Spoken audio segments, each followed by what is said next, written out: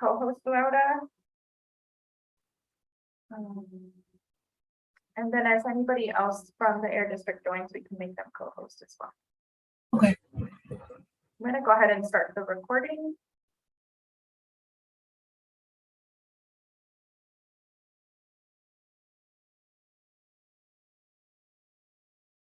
Hi, Mark.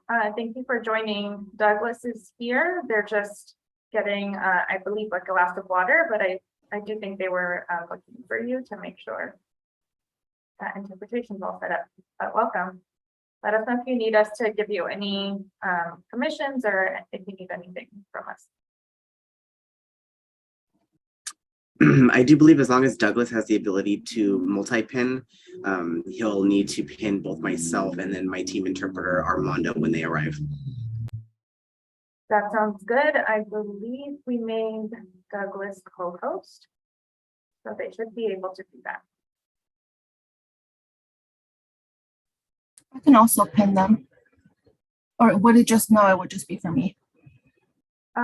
I think Douglas prefers to have the pinning ability on their end. Okay.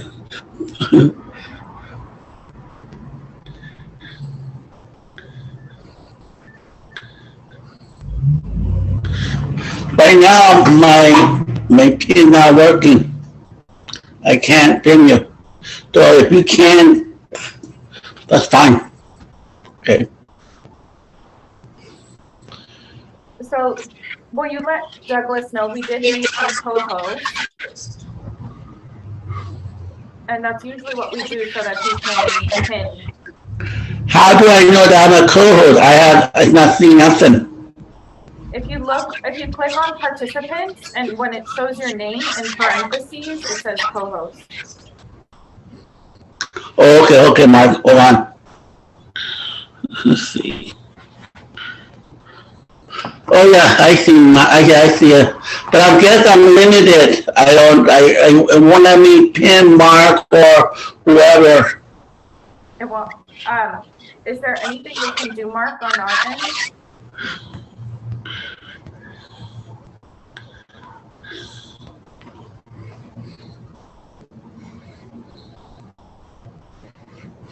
Stephanie, do you have any suggestions? I'm sorry, I just popped in. Are we having? Yeah, I can fill you in, Stephanie. This is Gabby. So Douglas has the co-host ability, but for some reason is not able to multi-pin the different interpreter speakers. Is there anything else we can do setup-wise? Yeah, we've not come across it. I'm also getting, I don't know if anyone else is getting it, lots of feedback as well. I think Awesome. that's it. Yeah. Cool. So you don't see the option at all, Douglas, or when you try and click it, nothing's happening?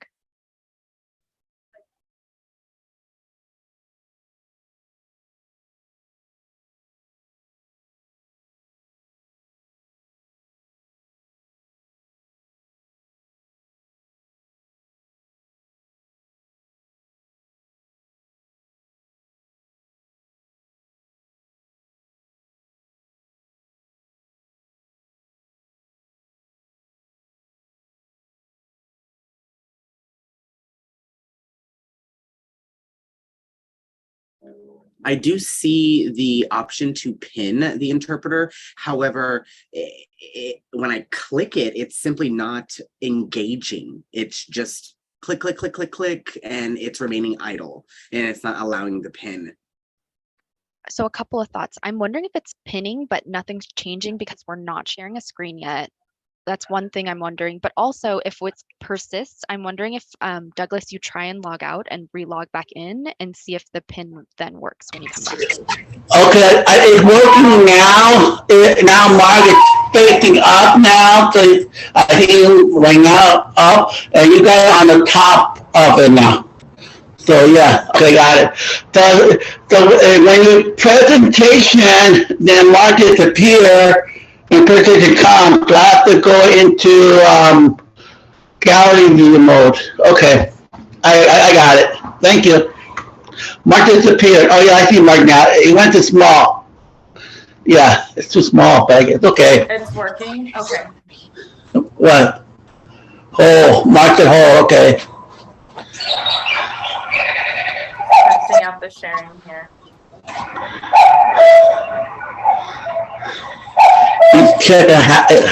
Let me check. So Douglas, we are getting a little bit of feedback from you, so I'm going to go ahead and mute you. Oh, there we go. I'm also curious, Gabby, and then Douglas, if whether or not, because I think when you personally change your view, I'm wondering if you change Douglas to speaker view, you might get just a bigger screen, and then you might just get, instead of you seeing everyone, you might just get like Gabby speaking and then your pinned people. Do you want to try that view? I think that's a good idea. I think that'd be better because I have a choice to put two together and I watch it while you're giving the presentation. Yeah, I think that's a good idea. Yeah, I think I remember you guys doing it before. Cool. And I think you might have to personally change it on your view. If you go to the top right corner of your Zoom screen, there's a little button that says View at the top right. And then there's an option for side-by-side speaker. Does that allow you to see me speaking and then also Mark pinned? I hope the point is that you don't see so many other faces, because I think the more faces that you see, the smaller the screen is getting for you. Yeah, I see you, Stephanie. You're on the right side. I see you right now. But and I'm gonna go to the next one or next box over. It just made it wider. It didn't give me another window yet. Okay.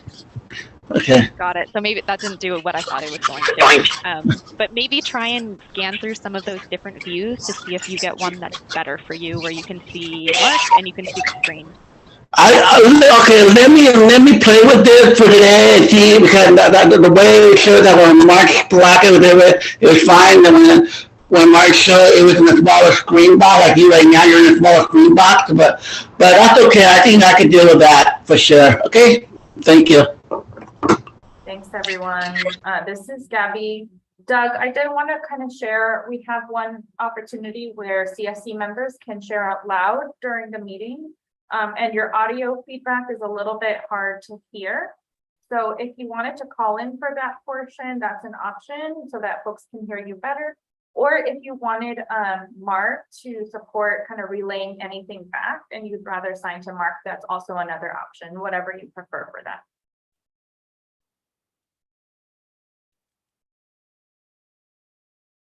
Okay, sounds good.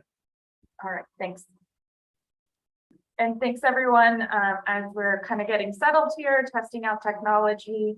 If you're having any issues, please let anybody know from our team. We have Laura Martinez, our co-facilitator, joining here today, as well as Dr. Amy Ramos. So feel free to message any of us or anyone from the Air District if you have any tech issues that you're running into.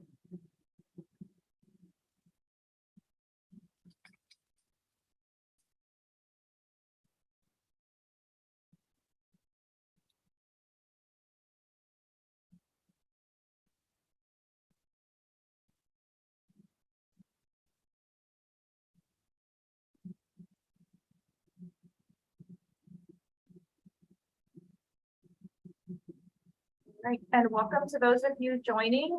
We're going to get started in a couple minutes here, but definitely feel free to grab some water to hold you over through this meeting or whatever else you need to do before we get started. We'll start in just about a minute.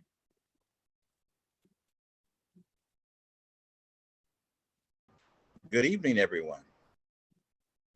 Good evening. Thanks for joining.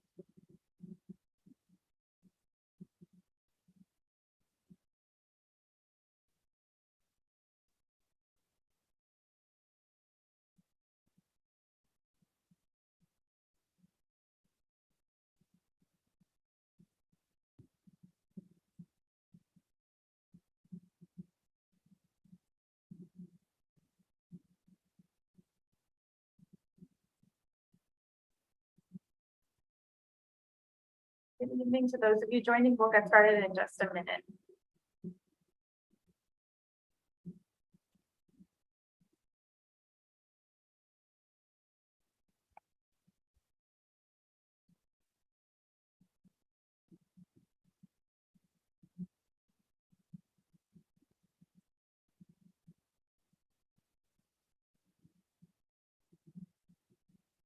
Righty, it's 5 o'clock. Recognizing folks will be trickling in during this intro piece, but I'm going to go ahead and get us started already. My name is Debbie Magana. I am one of your co-facilitators here today from Harder & Company.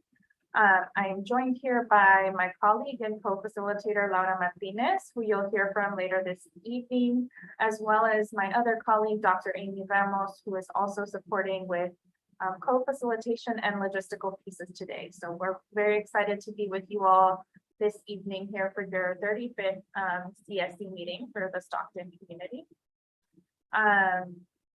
Yeah, we hope everybody is staying cool, recognizing that California is going through a massive heat wave over the past couple of days and through the rest of the week. And we just kind of ask folks to, take it easy, do whatever you need to kind of get through this meeting. We know that folks have varied access to, resources like air conditioning, things like that. So please stay cool. And we know that folks across the state have been getting notifications about potential rolling blackouts and things like that. So definitely encourage folks to take it easy this meeting. And I'm not sure if I'm getting a lot of feedback. I hear it too. I'm going to mute you really quickly to see if it's you. Okay, I think it might be coming from you, Gabby. So it sounded like a fan or something funky. Sorry to derail you there. is this better? No. Mm-mm.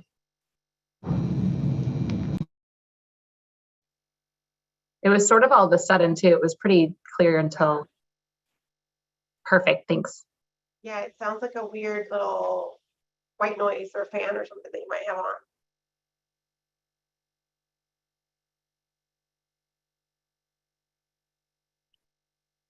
So thanks everyone. As Gabby is calling in and working on technical issues, I will step in for a second. This is illustrating what Gabby's point was, get yourself comfortable. We know that tonight in California, we might experience some rolling blackouts. So we might lose connection at some point.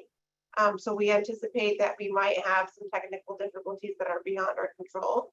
So I know our team is on standby to go on phone. And so you might see us still show up and the screen might just look a little bit different. But we are streaming live and we are committed to staying on and doing what we can to make sure that we continue to have your meeting tonight. So welcome to tonight's 35th meeting. Congrats on getting to that number. That's a lot of meetings. Y'all have been doing a lot of work to get here this far. I think with that, Gabby, are you back? Yep, I'm all good. Is this better? Thanks, everyone. Much better. Yeah. Just noting technological issues left and right. My computer fan is not happy with this heat. So thanks all for bearing with me. But yeah, definitely we will do our best to loop everybody in if anybody accidentally gets dropped off of this call. But as always, we're very grateful for your commitment to supporting your communities and creating equitable solutions to improve air quality. And thank you for taking the time out of your days to be a part of this conversation. I'm going to go ahead and walk us through the logistics slides that we always go through. And if I can get a thumbs up or a nod if you're seeing the PowerPoint screen. Okay, I'm seeing some nods. Perfect. Just some quick reminders around the naming convention for CSC members to please use the CSC first and last name as part of the naming, and for resident CSC members to use the R-. In addition, any other participants who are joining today who have other programmatic affiliation can indicate by adding the AD or CARB as part of their name. So please update your screen. This helps with attendance keeping purposes and just knowing who is a part of today's conversation. In order to support any kind of audio needs, you can always switch whatever way that you're calling in by clicking on the little arrow next to the microphone button. You can switch to phone audio as I just did due to my technological issues, or what, or, you know, you can choose your microphone, things like that. So if you are joining, calling in and joining by video, you can also link your audio sources so that it all comes from the same box. Again, just a reminder for folks around the naming convention for CSC members to click the naming CSC dash first and last name, or R dash if you're a resident, and same thing for any other participants to indicate any affiliation to agencies or otherwise. If you need any support with any of these pieces, you can always reach out to any of the members here from Harder & Company, including Laura, Dr. Amy Ramos, or myself, or any member from the Air District can also support. A quick reminder around meeting etiquette. So really encourage folks to use the mute button when you're not speaking. This really helps to reduce any audio feedback. You can also raise and lower your hand if you're wanting to speak or share something next. And the way to do this, if you're calling in, to mute and unmute, press *6, and to raise and lower your hand, press *9. Also a reminder for residents in the stipend program to please stay for 75% of the meeting to be eligible for a stipend. So that is 90 minutes of this 2-hour meeting today. Again, to support interpretation needs, encouraging everybody to please state your name before sharing a comment to allow for smooth interpretation of our conversation. I really encourage CSC reminders around this for myself and anybody else. I know everybody is working and trying their best to adhere to this. So thank you for doing that. These are the group agreements that you have indicated in your charter. So I'm going to go over them briefly for today's conversation. Again, the goals are to help achieve the meeting goals, really focusing on solutions, so having a solution-oriented mindset. Letting everybody participate. If you tend to speak up more, stepping back, and vice versa. Being civil and respectful. So if you disagree with somebody, really being respectful of that differing opinion.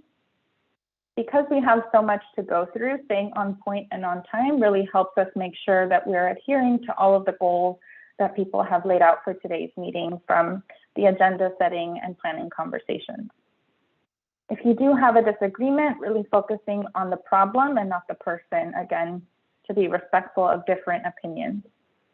And then again, to help achieve meeting goals, seeking common ground really helps to build consensus, find shared values, and help us achieve the best results. And that is something we're actually going to be discussing in more depth today as well. Today's agenda includes a welcome, a values discussion, a follow-up on the Serp incentives measures.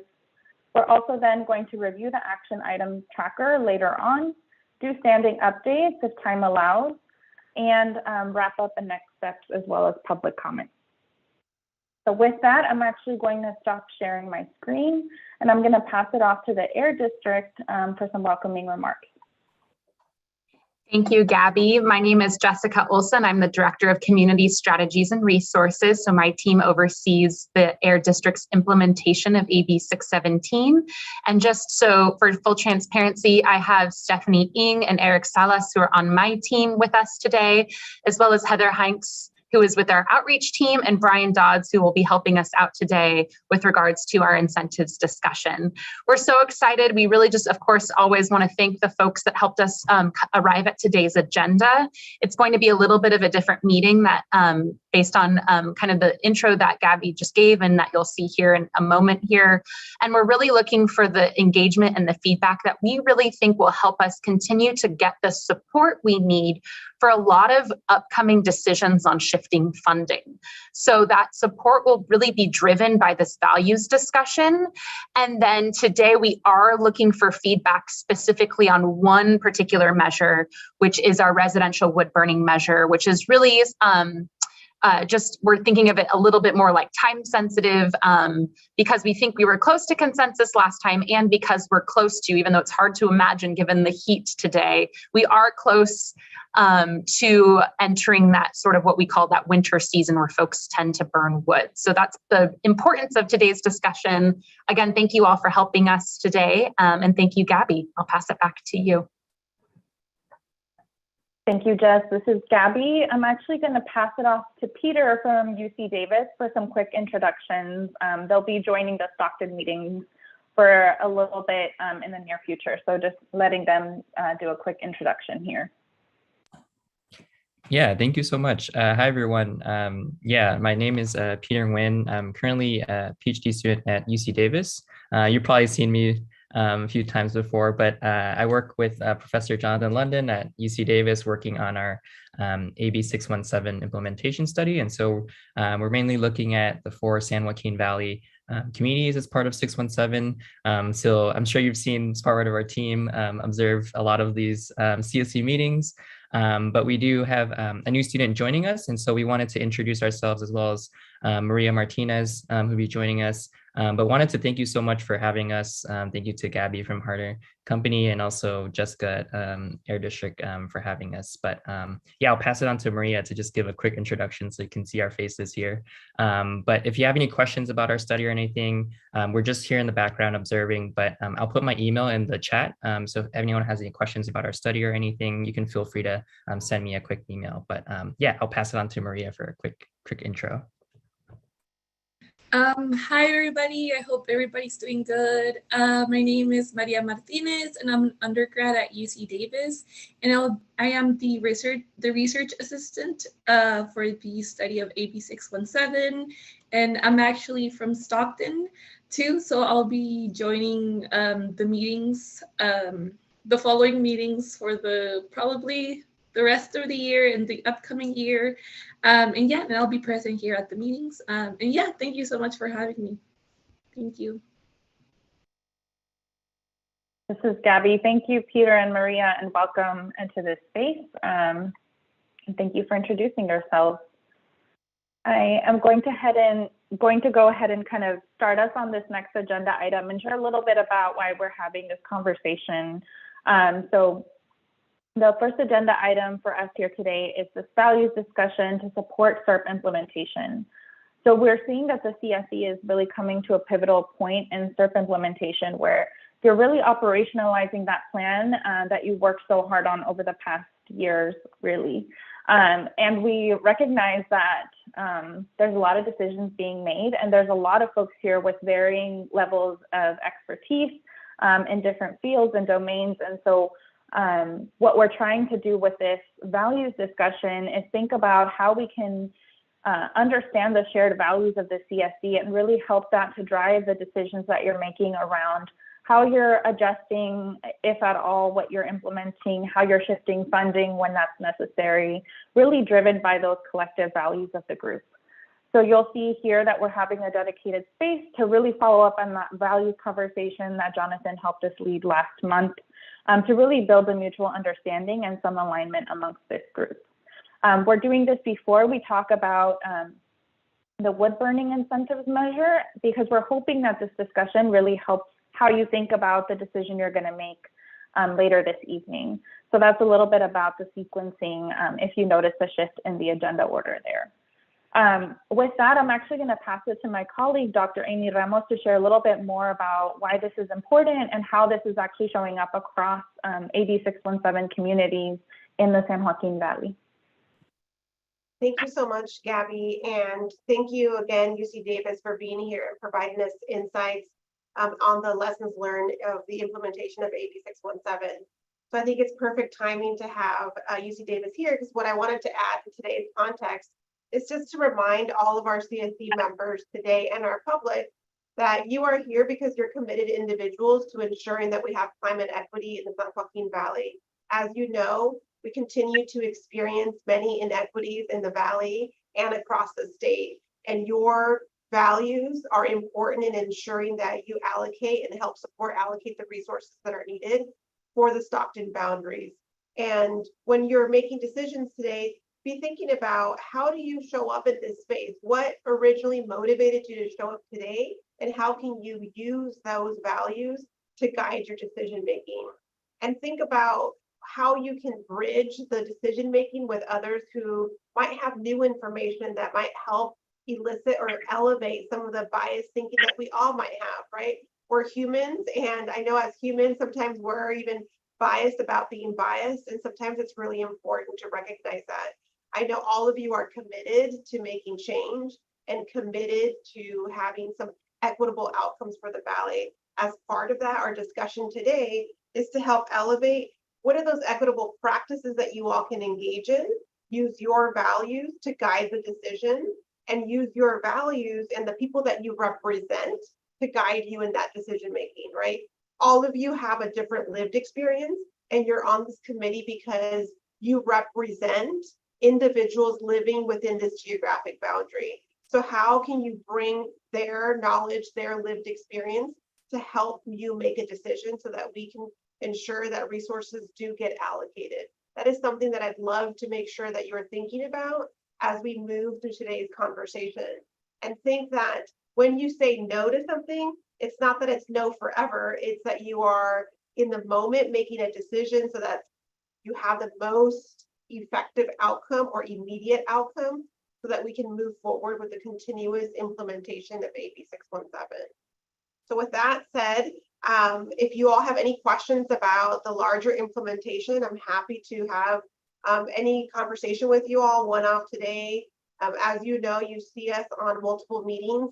Our team is responsible for helping and supporting the implementation of AB 617, not just the San Joaquin Valley, but we've also helped support write the blueprint, the people's blueprint for all AB 617, and we've helped with collaborating with UC Davis to help with some of the convenings for all individuals working with AB 617. So we're always happy and willing to have any kind of one-off conversations with anyone that would like more information. With that said, I'm going to pass it to Gabby at this time, unless there's any questions that folks have about what we're about to engage in, or any reactions or comments to anything that's been shared to help set the context for today. Thank you, Dr. Amy. This is Gabby once again. And at any point, if you have questions, please feel free to stop me or enter questions in the chat. I just wanted to remind you all that we had this opportunity as facilitated by the Air District, myself and Jonathan last month to begin discussing values of the CSC as they relate to the decisions that you're making related to Serp implementation. So I'm going to share my screen, but based on what was shared last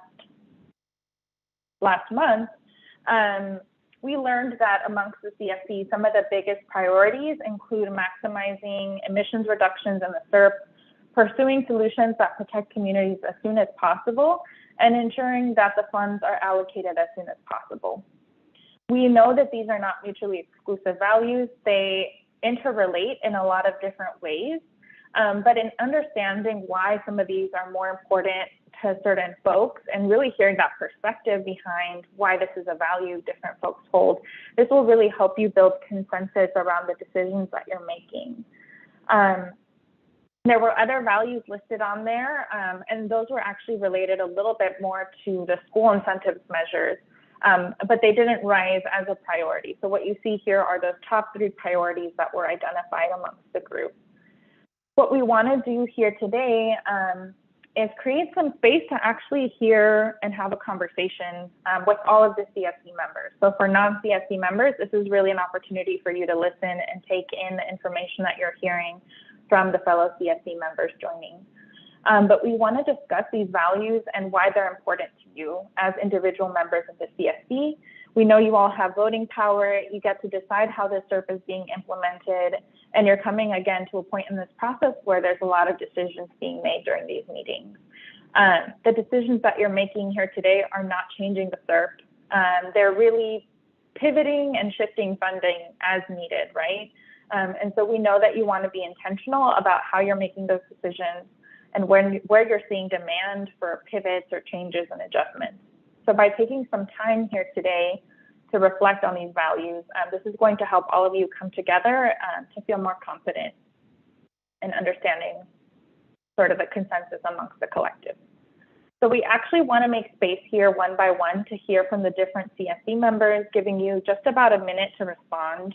We really want to be intentional about making this a little bit more concise so that we do get to hear from all the CSC members present here today. If you feel comfortable answering vocally or in the chat, either one is fine. You can let us know your preference right now if you kind of know that you'll have a preference to speak verbally versus in the chat, or if you don't feel comfortable sharing in this space at all and you would rather connect with us later, you can always direct message anybody from Harder & Company to let us know. What we want to do here today is actually give you a chance to discuss a couple potential questions. The first is, which of these following values aligns best with you and how you like to make decisions for Serp implementation? And why is this value important to you? Or if the value that comes to mind for you isn't listed here, what is a value that really drives your decision making and why is this value important to you? So I'm going to leave this on the screen so that you can kind of see and think a little bit. So the order that we're thinking is to really prioritize hearing from residents first, and then moving down to folks who have some sort of agency affiliation. So you can kind of anticipate that in terms of order. But of course, if we get to you, I believe we're going alphabetical. But if we get to you and you're not ready, you can pass. You can say, I'm going to put something in the chat, whatever you feel comfortable with here today. We did want to try at least to hear from everybody because we've heard from fellow CSC members how much they value hearing everybody's opinion, right? We know that there's varying levels of comfort with sharing aloud, but I know that you all value hearing one another's opinions. So I'm going to go ahead and take a little bit of time now to just pause and see if there's any questions about what we're doing here today, just taking turns sharing out loud. Do folks have any questions before we get started?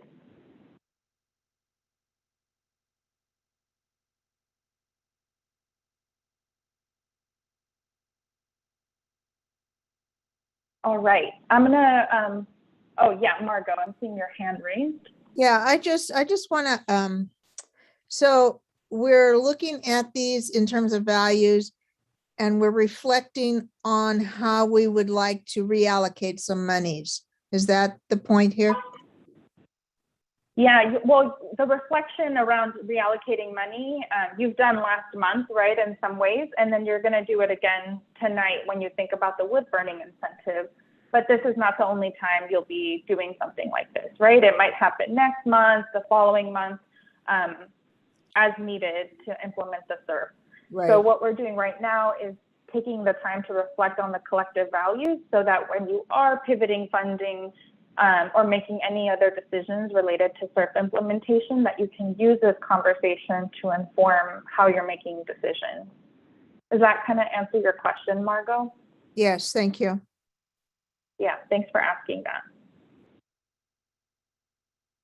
So going a little bit in alphabetical order, we also know that folks step away from the camera at different points. No worries, if we miss you, we'll come back to you. Starting off with some of the residents here, would love to hear from Gloria Alonso Cruz, if you'd like to share first, if you feel comfortable. You're one of the first residents when I go down in alphabetical order. So if you have anything you'd like to share around this question. Yes, can you hear me? Yeah, we can hear you. Okay, just give me a minute while I go over it. Of course. And while you're doing that, I'm actually going to read out loud what Ned has posted, and Ned has opted to put something in the chat. So Ned, as reflecting on these values, says, our first goal should be improvement in the health of our Stockton AB617 area, not reducing emissions per se. So adding a different perspective here. Health improvement based on solid science, double-blind randomized studies.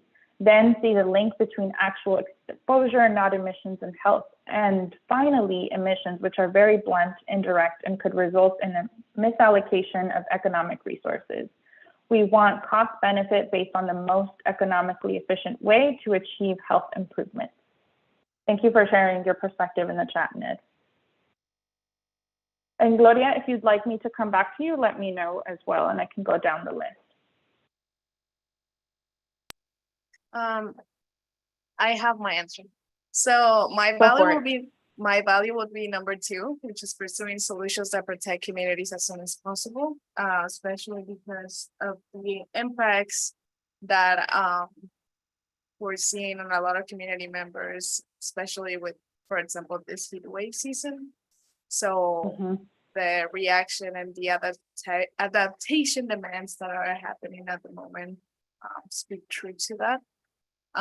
I, however, think that it is really important for us to make sure that this is not isolating itself from value number 3, which is ensuring that the funds are allocated as soon as possible. I see those going hand in hand. So I would like to see these two values come to true in a combined form, not just by itself, if that makes sense. Because at the moment, just like having to choose between them 3, it's really difficult. Yeah, absolutely, Gloria. Thank you for sharing that perspective. And I think you're really bringing in the point around these not being mutually exclusive. So it's really helpful to hear how you're seeing these overlap. And I would encourage any CSC members as we get to you to share in that way how you see these relate and how it relates to your personal values around this. So thank you so much for sharing, Gloria, and for leading as the first verbal CSC member to share here today. I appreciate your bravery and leadership in this exercise. Going down on alphabetical order, I have Maria Cardenas next. I'm not sure if they're present here today, but if you are and you would like to share.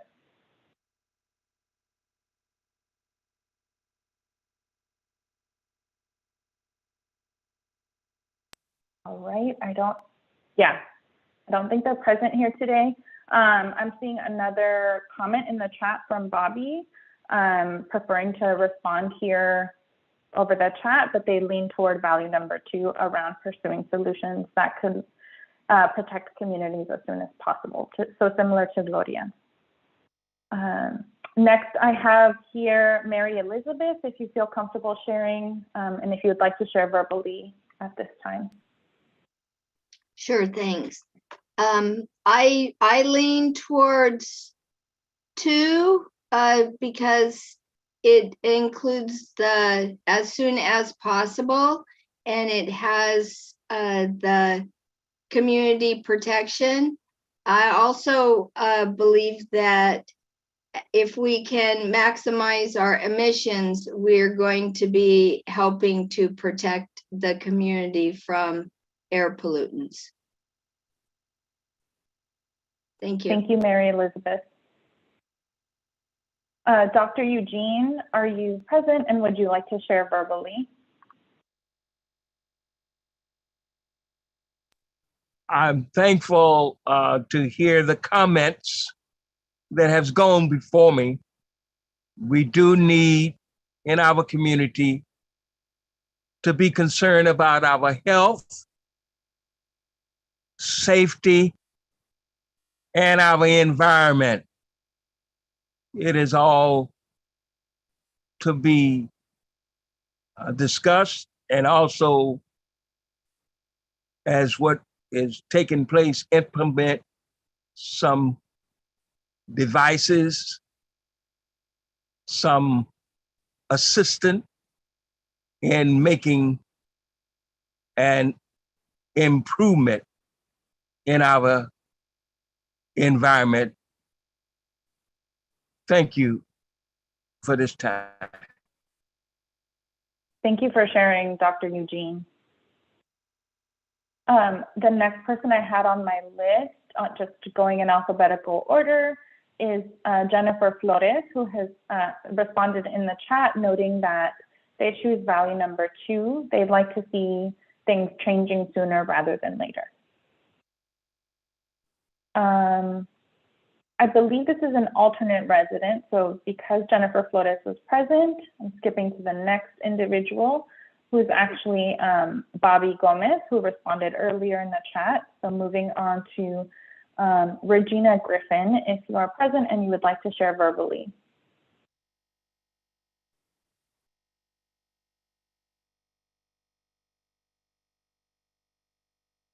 And I believe that Regina does have some alternates. I'm looking here to my team to confirm attendance, but if not, I believe Paulette or Alfred are able to step in here.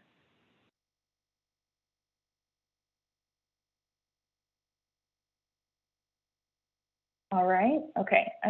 I don't think any of those folks were present. So moving down to Everett Johnson, if you'd like to share, Everett.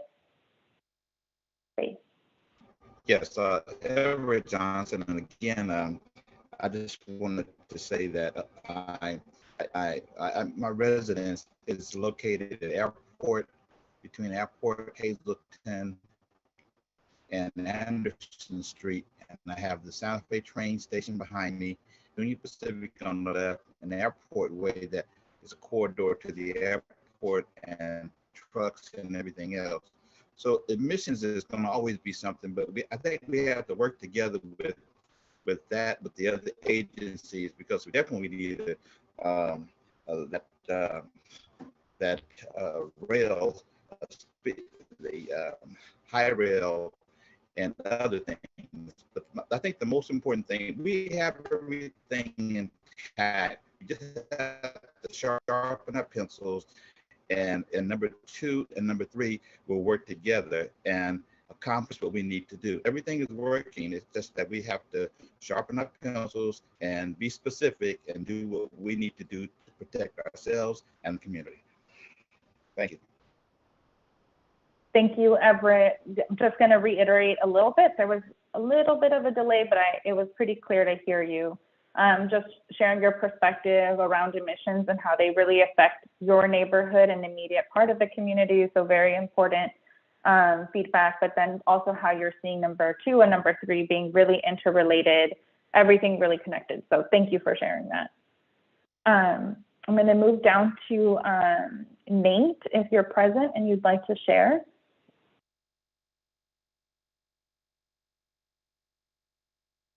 All right, I'm going to skip. If ever I miss you or there's a lag, just let me know. I think I have Jazzy here next. Last name Latour.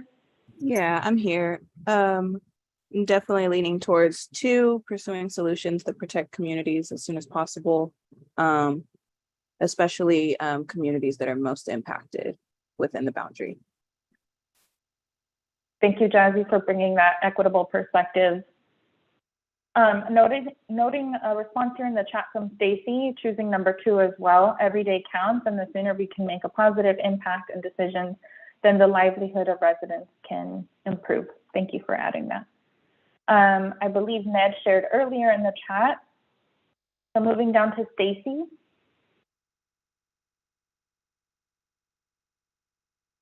All right, I'm moving down to Margot. Yeah, it's tough choosing between 1 and 2. I think they're both extremely important. 2 really focuses on the community and protecting the community is what we're all about. We've been actually blessed this year, this summer season, with relatively good air. So, you know, I haven't looked at the air monitors in a while, but today's not so great. But it's the people that matter, and as soon as possible is important. But I think, you know, maximizing emissions is what will make the difference too. So it's hard. No, yeah, thanks for sharing your perspective on how those interrelate. Moving down to Debbie here.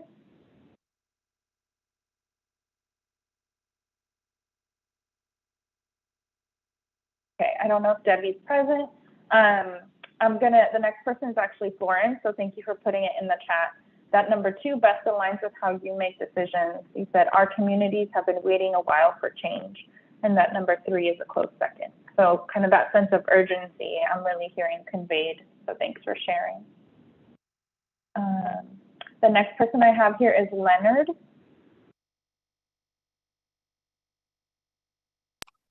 Okay, I'm not sure if Leonard is present. I'm here. Go for Thank you, Gabby.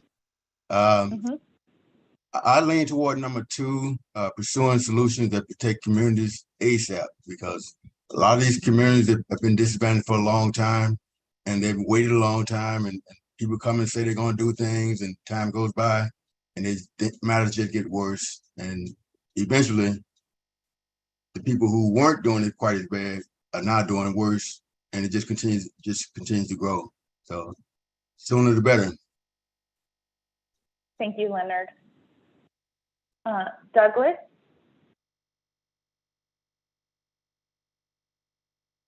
And however you want to share, Doug.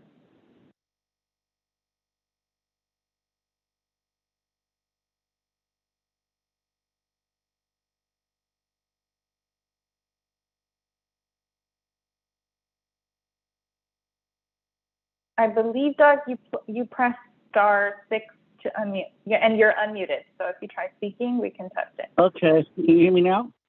Yes. As a resident, I feel one or two or three are very important, but I haven't really seen much about what has a maximum emission reduction in PERT mean, as far as have we already have the data, have we already have all the information to go on to see if there are any situations that have not been overlooked for apparent reasons, because I know being here for a while. I want to go to 3. Get everything funded and get things done as soon as possible. So but I'm leaning more on 2, because I believe that there's still solutions that protect the community as soon as possible. And for any community that are within the boundary of the people to reach out to the disadvantaged people, to be more well educated and know where, because right now we have fires started this season, and it's been really hot. I'm coping it, really not too coping too well, So it's very interesting how the weather has changed so much, even hotter. So I just hope that I just have to make sure that all solution has already been identified. That's all. Thank you. Thank you, Doug. And Taylor, if you'd like to share next.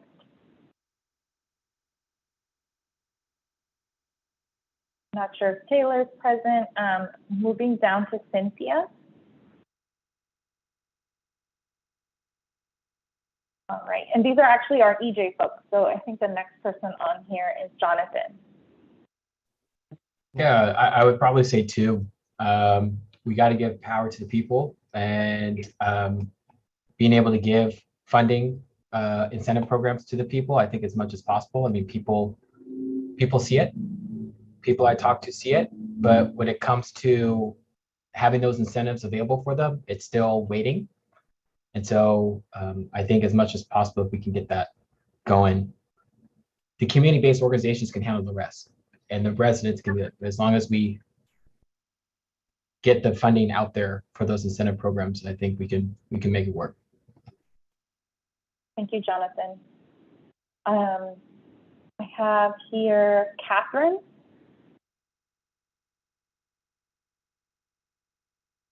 All right. I think Cynthia Pinto is the alternate for the Central Valley Air Quality Coalition. So if you're present and you'd like to share. Yeah, thank you. Cynthia here with Central Valley Air Quality Coalition. And we would say that number 2 is definitely the priority for us, especially pursuing solutions to protect communities as soon as possible. There's so many health impacts as a result of the air quality issues, not only in Stockton, but throughout the whole entire valley. So Testing 2, 3. Definitely would like to see. Yes. Like to see Cynthia sorry. Cynthia speaking, Doug. I don't know if that was an accident. Go ahead, Cynthia. Yeah, no worries, Doug. But yeah, just expressing support for number 2, pursuing solutions that protect communities as soon as possible. There's way too many health impacts being felt by folks in Stockton, and would like to see relief as soon as possible. So thank you. Thank you, Cynthia. Is Esperanza here from the Environmental Justice Coalition for Water? Yes. Good evening. Yes, this is Esperanza Vielma, EJCW, and as a lifelong resident of South Stockton, being from the area of AB617, besides now being part of a organization that advocates on behalf of the environmental justice communities, including the areas of AB617, in terms of having that perspective, having grown up in a very much highly impacted and polluted area throughout my whole childhood and adulthood. I would advocate for 2 as it is interlaced with 3, because as we're working with the frontline communities on a daily basis, the fact that they know that it's going to be very limited as far as funding on some of those items, which will be impacting their health, on the larger scale. I think it's important in terms of reducing the greenhouse gas emissions, because obviously that's the impact that we have on our health, and especially being from the AB617 community and knowing what it's like to try to be in this type of similar heat wave, maybe not the 112 degrees, but similar heat wave, and try to engage and have a healthy activities, which you're unable to do when you have big rigs and all kinds of polluting vehicles running by your home. So that's my perspective, both as a lifelong resident from the EJ community of AB617 and as a lifelong advocate of these areas like those that we've grown up in. Thank you, Esther, for kind of lifting up that community perspective and what you're seeing on your end. I think that's really helpful. I'm passing it on to Matt from Little Manila Rising. And if Matt is not present, I believe Elaine is also a representative from Little Manila Rising. Yeah, thanks, Gabby. I would have to say number 2 would be something that we're definitely in support of, pursuing equitable solutions that protect communities as soon as possible, and definitely want to share out that health is also a really important thing about quality of life, and that needs to be prioritized as well. And number 3, of course, correlates with that. And also I want to introduce Kevin Sunga, who's part of Little Manila, who's going to be taking my alternate spot, for I will be going on maternity leave starting this Friday. And so being able to introduce him here in this space. Thank you, Elaine, and congratulations. We hope that you have a smooth maternity leave and all of that. So thanks for letting us know, and welcome to Kevin. Noting here another response here on the chat from Nate, choosing number 2 as top priority. The main objective is to improve the health of our residents as soon as possible. And number 3 is kind of a close second, as funding is fragile and must be used while available and to continue funding streams. However, we cannot spend money just to spend money. The expenditures must provide real results for residents. Number 1 will result in the long term if 2 and 3 are implemented properly. So thank you. Moving down to Clifton from Promotoras Unidas para la Educación Nacional de Tecnologías Sostenibles. It's Puentes, Puentes is the acronym. So Clifton, if you're present and you'd like to share. And if not, I believe Kenda is also an alternate.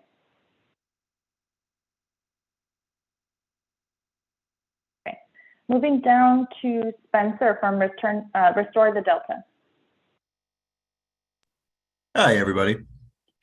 I think, at least from an organizational standpoint, number 2 is the one we would focus on most with pursuing and solutions that protect communities as soon as possible, because a lot of the work Restore the Delta does is right in that downtown area. And at least in the work I've done with harmful algal blooms, I see the worst of the blooms within that community. So I think putting a priority on protecting the communities is a much higher tier of issue than the other 3 or the other 2 right now. But obviously I think 3 also kind of ties into 2 if we're ensuring funds get put in the same kinds of protections in the communities. So it's the way I see it, but thank you. Thank you, Spencer. John from the African American Chamber of San Joaquin Foundation. And if not, I think Kevin from St. George Parish Church. All right. We also have Sylvia Cantu. Okay. We also have Noemi from St. George Parish School as an alternate. And if not, from the Valley Pacific Petroleum Services, Ed.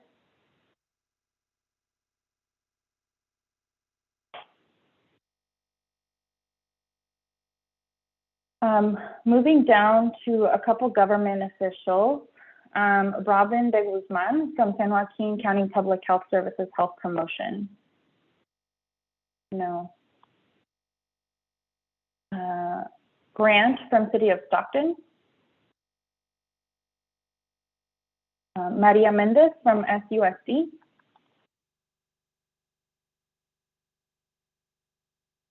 Albert Rivas from City of Stockton. Brianna Rubio from San Joaquin County Public Health Services / San Joaquin General Hospital.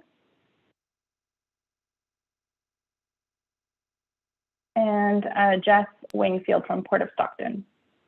Yes, I would say 2 as well. Thank you, Jess.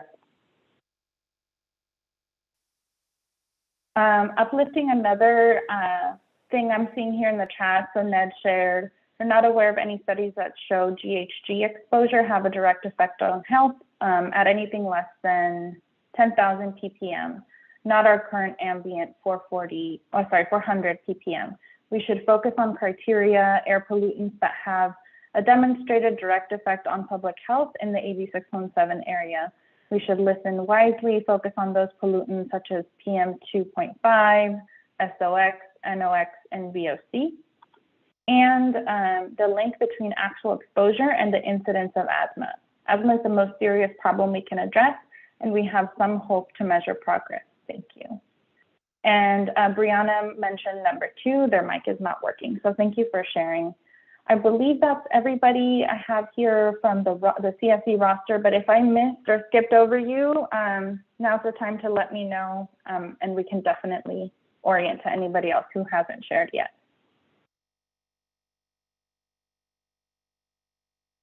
Yeah, Kevin, go for it. Yeah, thank you, Gabby, and thank you again for the warm introduction to the space. Really glad to be here. But if, just to put a little bit of input as sort of an introductory member, I'd have to really say that I would say value number 2 really I resonate with. And similar to what folks said previously with that value, like really keeping in mind that solutions are equitable in the process. And, the intention of putting people first and acknowledging that folks in our community endure different barriers and have different needs.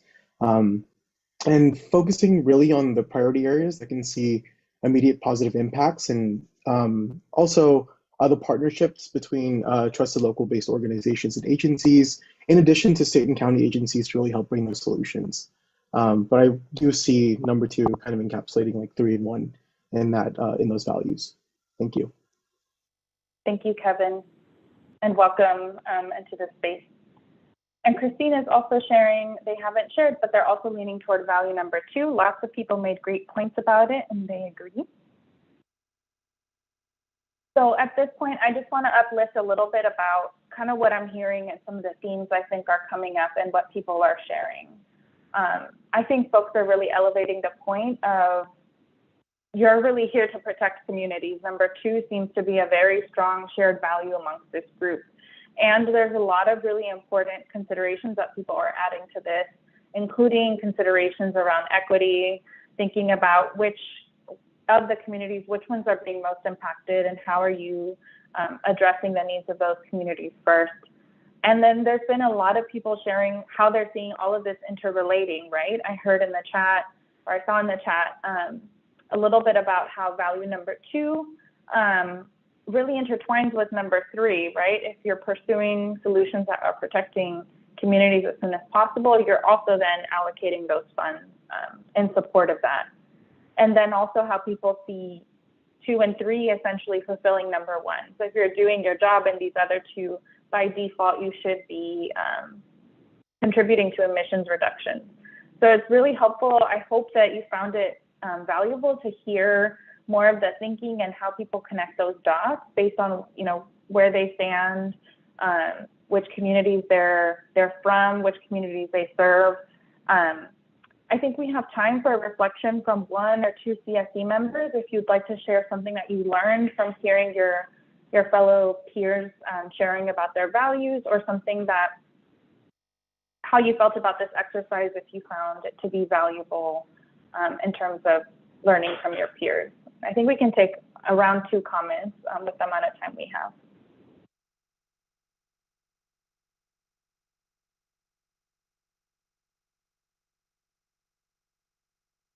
So again, the question is, if you have any reflections around how this exercise went, or around something you learned from hearing other people share, this is the space to share those reflections with the full group.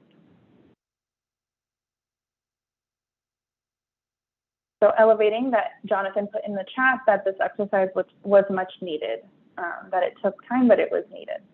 Thank you, Jonathan, for that feedback. I'm seeing some nods. Any other reflections? And totally okay if there's nothing that comes to mind.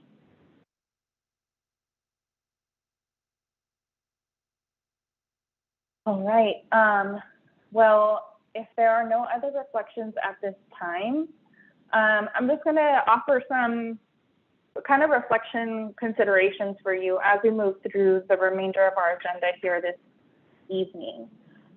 So just to share some of these considerations with you, some of what you learned today can really help you hopefully feel more confident in how you're making decisions and how they align with what your peers have shared, what their shared values are, what their expertise is. So as we move on to this next part of the agenda to decide on the wood burning incentives, and as you move on to any other decisions that you're making as a CSC, you can always kind of come back to these reflection questions to really ground the decisions that you're making and to build the confidence in whether you're leaning yes or no, or whether you have questions. So some of the things you can think about are, how does this choice relate to the values you hold, right? So when you're being asked to make a choice, how does it tie back to the values we talked about earlier in terms of prioritizing the health and the well-being of communities and offering quick solutions, right? The other thing you can think about is, how does it relate to the collective values of the CSC? So if your values slightly different or a different angle, really remembering, what did your peers share collectively, and how does this potential next step or choice relate to what you're hearing from the group? Again, how does this next step align with collective values? Are you adhering to those values? Are you using those values to inform those next steps? And then finally, do you feel confident in moving forward with the decision, right? I don't remember who said it, and I apologize for forgetting, but somebody shared, they don't want to make decisions just to make decisions, right? They want to be intentional. They want to make sure that the decisions are actually in the best interest of communities. So when you're not feeling confident, or if you're in doubt, ask yourself, do you feel confident moving forward with a decision? If not, what do you need to feel confident, right? Whether it's more information, whether it's asking your CSC peers more questions, right, to clarify their point of view, or asking the Air District for more information, as we did last month around the wood burning incentive. So these are just a couple things that you can think about to really tie back any decision you're making back to this same values conversation. And again, this really helps us adhere to that ground rule that we have, or that you all have in your charter. So we hope that this exercise was helpful this evening. Personally, I'm grateful to everybody who stepped up to share. We know it's not always super comfortable to share verbally in a large group, but appreciate the various ways that folks stepped in to provide their perspective. So I'm going to stop sharing my screen at this point and just pause to see if there's any other questions at this stage. All right, with that, I'm actually going to hand it off to my fellow co-facilitator, Laura Martinez, to walk us through the rest of tonight's agenda. Hi, everyone. Thank you, Gabby. This is Laura. And thank you, Gabby, for facilitating that conversation around the values discussion to support Serp implementation. And thank you to everybody present today for engaging in that conversation.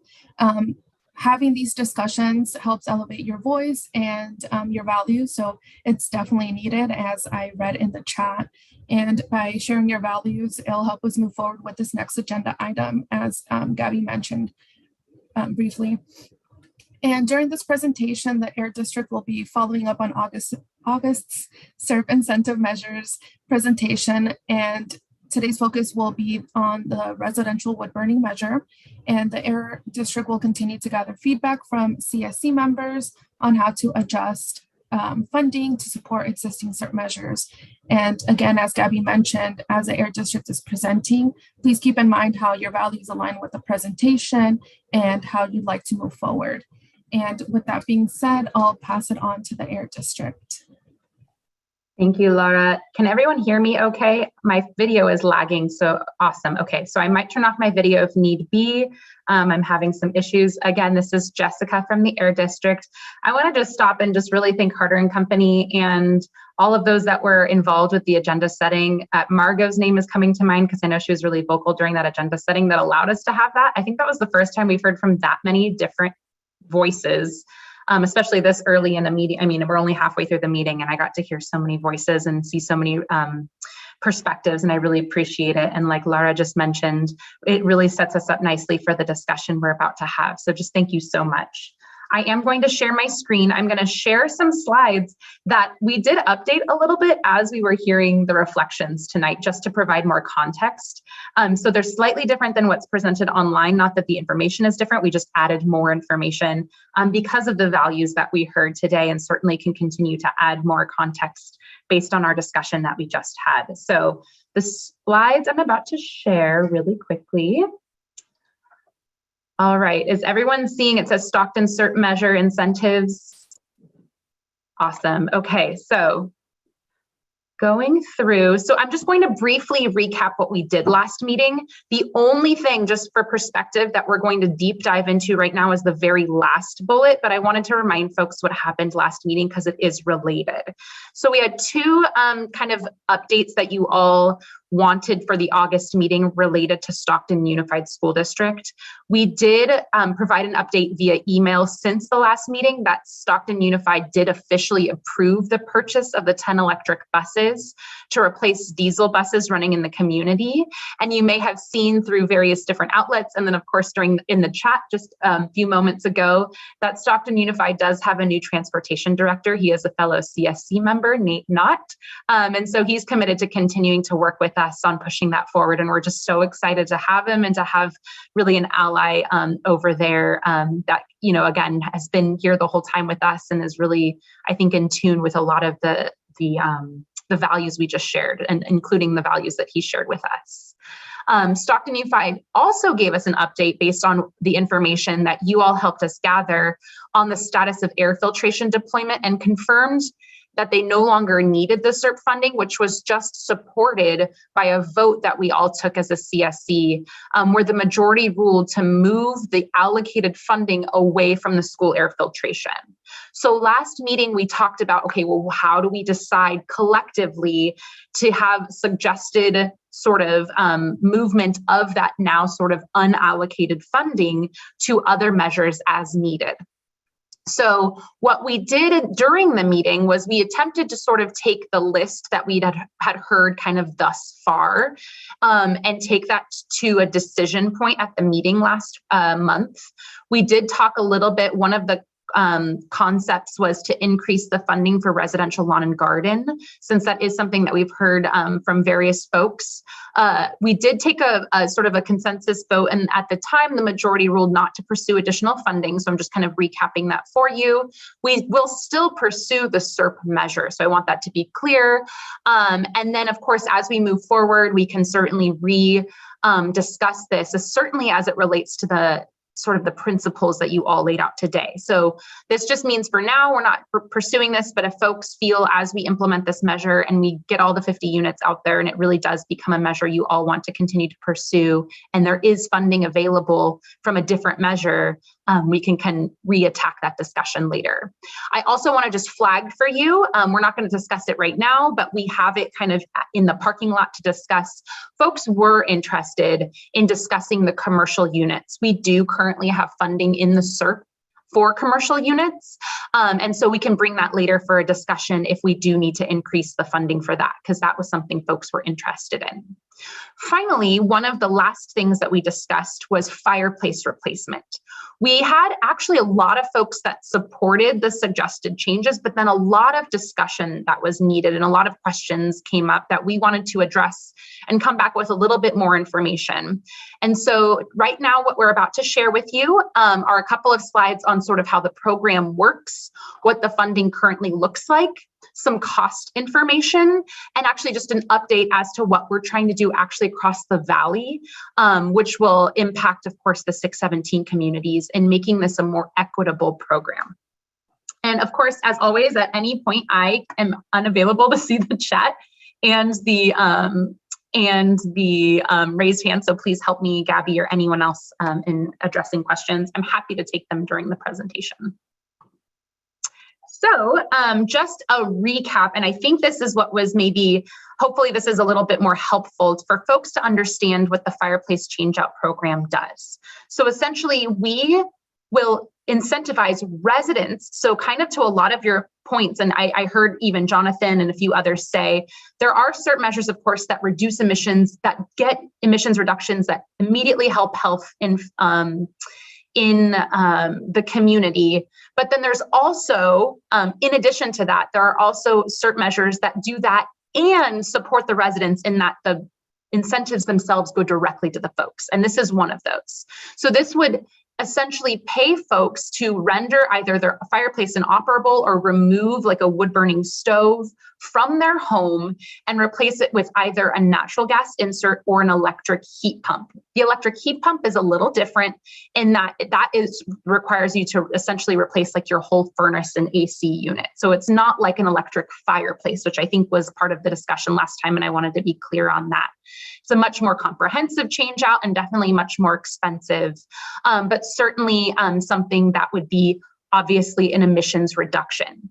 So right now, before AB617 started, San Joaquin County was eligible for up to $1,500 or $3,000 if you were low income for natural gas insert.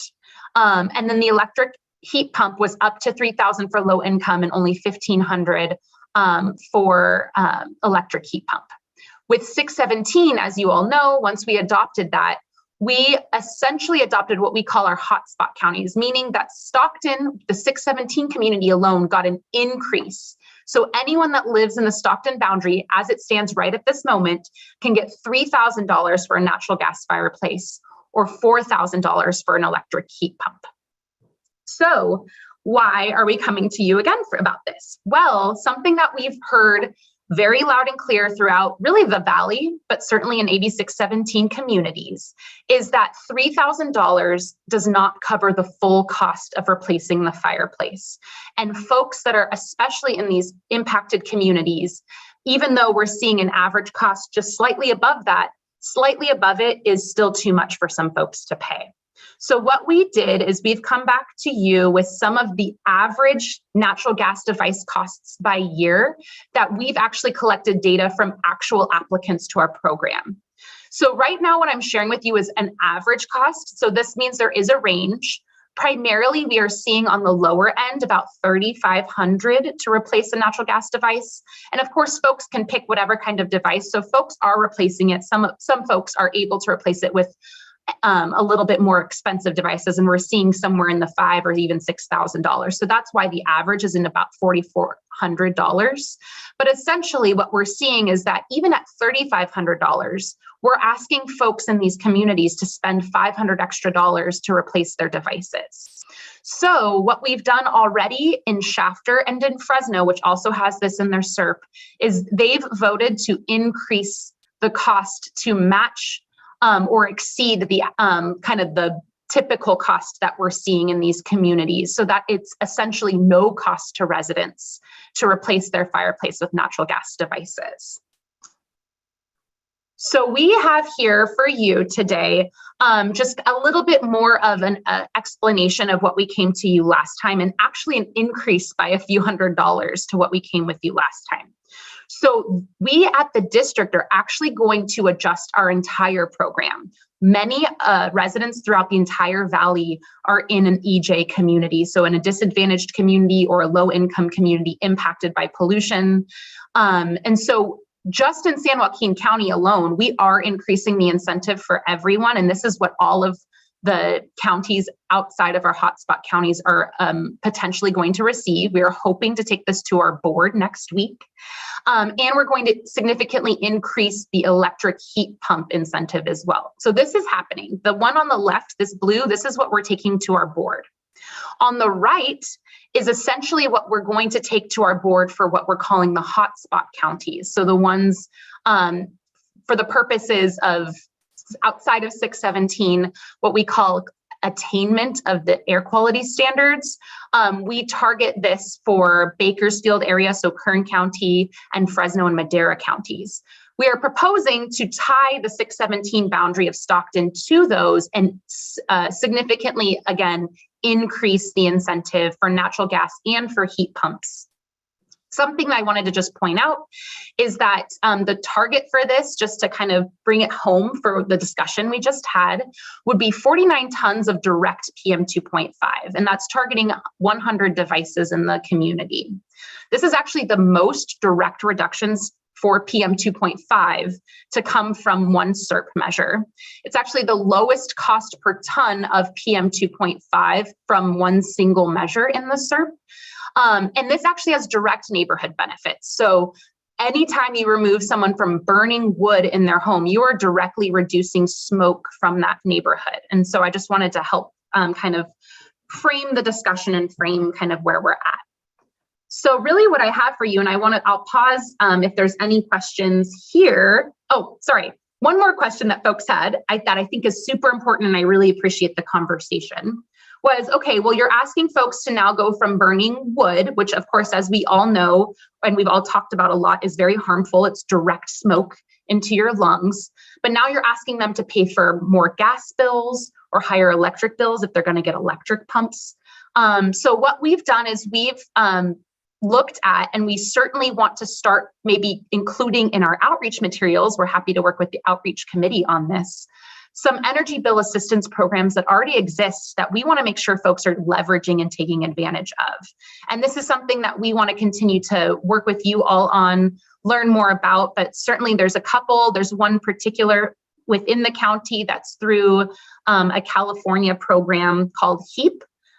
There's another one that's through PG&E. And a couple of others that allow folks to have discount both on gas and electricity. So hopefully making that less of an issue, but certainly, I think to all of your points, making sure we're also hitting home when we talk to folks that at the end of the day, reducing smoke in their home, especially for those that are asthmatics, and I know a lot of you know more about this than I do because several of you work in asthma programs, smoke in the home is a really big deal and certainly something that's really, really harmful directly to people within the home and in the neighborhood around them. You guys all knew that because you put this in your SERP. Really what we're asking today is to move a little bit, it's only 115,000 from the school filtration measure that we're no longer pursuing to allow for that increase and still allow us to target the 100 devices that are in your SERP. So this would allow us to have, again, that increase in the allocation, meaning that it would be that 4,150 that folks are eligible for, where right now in the SERP, they're only eligible for 3,000. You can also vote no, of course. That is why we're asking you to support moving the funding. And of course, that change means we wouldn't add any additional funds to the measure, but we would still look perhaps to target. It would be a little bit odd, I think, to have a 617 community that would be less than the average or just less than other places across the valley. So we would definitely continue to come back to you and see what the recommendation would be. But I'll pause here. I do see a question from Margot, and I'm happy to go back to any slide and clarify. Yeah, I just, so this may not be the appropriate time, but it might be because it's a vote. Is there a reason we stayed firm on the 100 devices instead of maybe increasing to 200 devices? We weren't necessarily trying to increase so much as just make the program as it existed in your SERP more equitable for folks to take advantage of. One thing I'll just say is we can always add more later if we find that the 100 devices go this period. And that's actually maybe something I'd recommend. And maybe just a little more context. We haven't had anyone take advantage yet.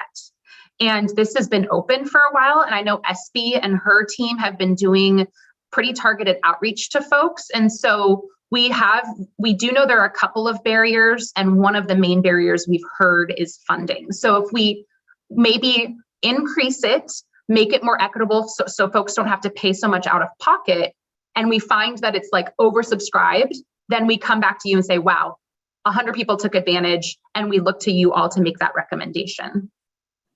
Thank you. And Jess, before you continue your presentation, there are some comments on the chat, so I'll go ahead and read them if that's okay with you all.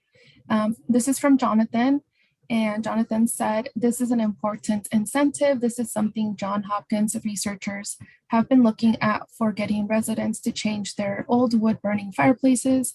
Given that we have something here, the more funding into this, the more likely people are going to apply to this incentive program. And not sure, Jessica, if you would like to reply to that, or if you want me to go to the other statement. I can just, all I'll say is I'll add that we at the Air District, this has been a really popular program until recently. And I think what's happened is not that it isn't still popular, but we have seen folks that have applied, the rate is much lower now. And from everything we're hearing, and obviously, I mean, it's a buzzword we're hearing, but inflation and lots of just things are costing more. And so that's the feedback we're hearing, is that it's just inequitable. So I think Jonathan makes his last statement there certainly makes sense about, allowing folks, again, this is targeting residents getting more funding. And just kind of to put into context, not that 115,000, certainly that's a lot of money out there in the world, but in context for the entire SERP, it's a pretty small piece of the available kind of movement of fund, and it's really small compared to the 32 million we have in the SERP. So hopefully it's a small change for really a big impact on for neighborhoods and residents. Thank you, Jessica. This is from Cynthia. And Cynthia stated, last discussion, some folks brought up some incentives to help pay for switching over to electric. Has Valley Air looked into that? Thank you. And yes, Cynthia. So a couple of things that we've talked about. One is that we did increase the electric heat pump funding as well, just to kind of make that a little more attractive. The second is kind of, and maybe you, I don't know if you put that in the chat before I put my piece here in the chat. We're hoping to start with this and kind of pursue this path and looking at existing programs. One of the things we're really committed to doing is leveraging existing programs out there and seeing how that can help.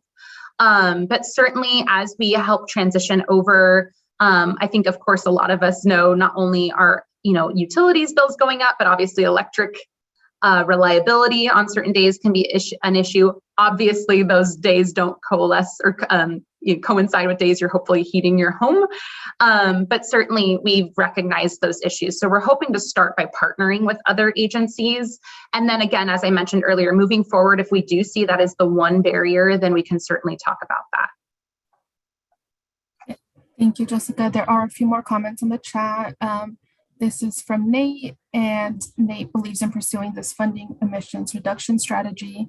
And I'll summarize Jonathan and Margot's comments on that people aren't thinking about fireplaces because it's too hot right now. But health prevention is key for Stockton communities, and Margot agrees. Espe stated we need to make sure to work closely with HEAP. There's a process there and we need to help streamline it for our AB617 residents. And Ned stated, let me make sure I understand the numbers. 115,000 divided by 49,000. I am so sorry, Ned. There are like a lot of spaces. Yes. I'm assuming he's saying, so maybe I'll read this one out loud. $115,000 per 49K metric tons per year. So it's 49 tons for the lifetime of the, so it's 49 tons in total. So you're basically, his point is the cost is rather high, but of course it's over the years of savings. Is 49 the incremental effect of the 15 versus the savings from the entire program, where each device has a cost of 4K? Oh, I see. So yes, so the 115 that we use for that, that's the cost, yes, of the entire program. And the savings is the incremental difference between burning your wood burning fireplace and burning the gas or using electric. So that difference is taken into account. And so that's actually a pretty low cost effectiveness compared. I'm not sure about the exact math here because it's all in a text box, but just to kind of put into context, this type of program for direct PM 2.5 emissions is a pretty low cost effective number, meaning like really cost effective compared to other types of programs. And again, to I think further the point earlier, it's probably one of the more direct emissions reduction benefits as it's in the home of the residents. Can you hear me? Yes. Oh, just to clarify, no, it's a direct exposure. So you're right, both in terms of health effects, the things that I'm most concerned about, asthma, there is really a concern here. But I think if you take the $115,000, isn't that just giving the extra $1,000 or so that we can afford a $4,000 device? That's all. See what I'm saying? So the cost effectiveness, we take it for the entire incentive that we're giving. So the 115,000 is we're asking you to add that to the existing measure that already exists. So total, it would be 400, and maybe I'll put my other slide up here really quickly. So in total, it's 415,000. Originally, it was 300,000. Yeah, I think the devices cost $4,000 roughly. We're trying to tap it off to make it easier, so it will be a successful program. Yes, we can do by throwing in this extra $115,000. But the true cost of mitigating the 49 metric tons of emissions the cost is maybe 4 times that. But of course, it lasts for many years, 10, 15 years. But it is direct. Yes, exactly. And we typically, and Brian, maybe you can help me on this. I believe we take it as like a 10-year life. Is that what we do for wood burning fireplaces? Brian Dodds? We've made some changes to that along the way. At one point, it was up to 20 years. I think in working with CARB, there were concerns about that much. So it might be down to 15 now. So yeah, to Ned's point, it's a long-term reduction. So thank you, Ned. That's a good point. I believe Doug had his hand raised. Is that correct, Doug?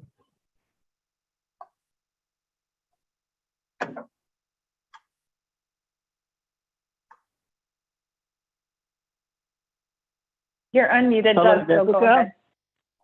Yeah, can you go back to the next slide over? I want to see something. Okay, my question is that you're saying that you're going to add 150,000 resident working fire to change out, and you have a device unit for every 100 device. If that's like that's 100 device, if that's like a wooden, electrical stove or whatever needed to repair and to install all at once. How did that? I don't think I understand that. Got you. I'm going to this slide because I think it explains a little bit better. All we're asking, we are always targeting the Serp has 100 devices. Right now it's targeting, just like focusing on natural gas as an example, it's targeting replacing the wood burning stove or fireplace with natural gas. Right now it's 3,000.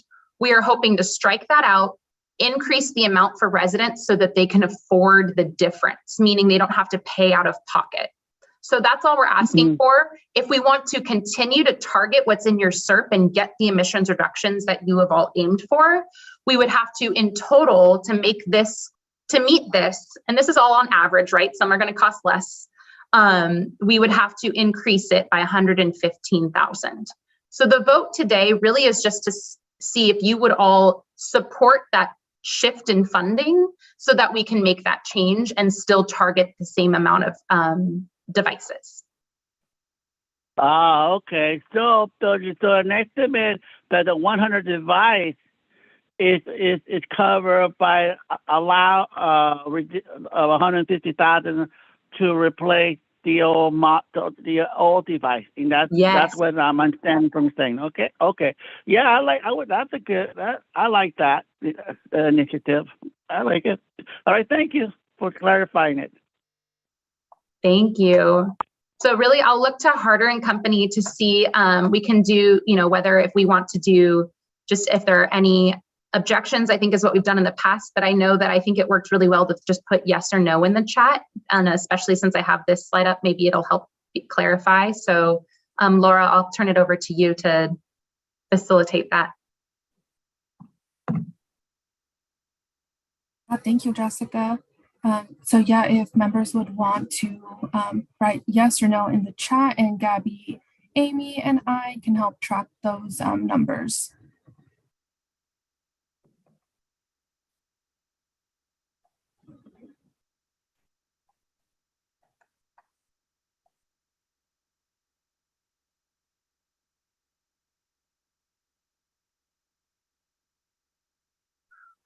Ooh.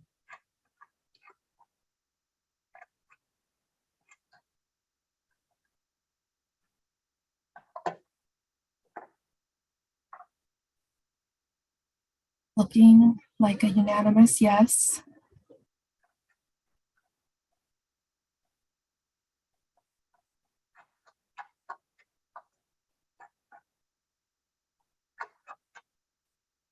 Did anyone else need to include? Okay, there's one no.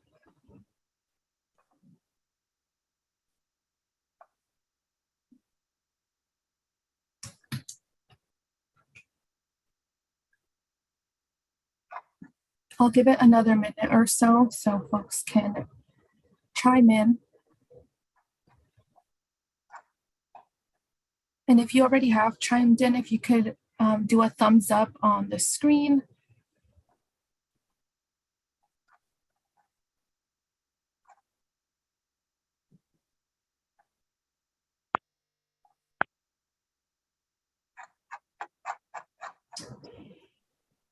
I do see that there's a raised hand and there is no name attached to it. It's Hello? 1209. Yes. Yes, I wanted to vote for raising the amount. Can you hear me? Yes, we can. Can you share your name, please, or change? Yeah, rename yours. This is Leonard. I had to get off my phone and I mean off the computer, and I'm on the phone now. Okay, perfect. I also saw some colleagues recognize your voice. Thank you, Jonathan. Said that's Leonard. Exclamation mark. We're excited.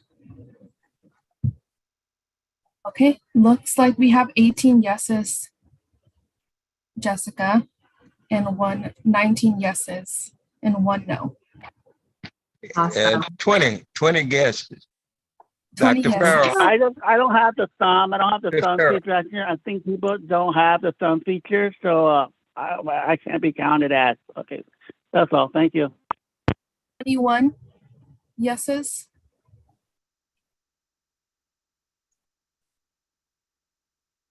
Thank you all for participating in that. We do have some comments, and I'll go up and read.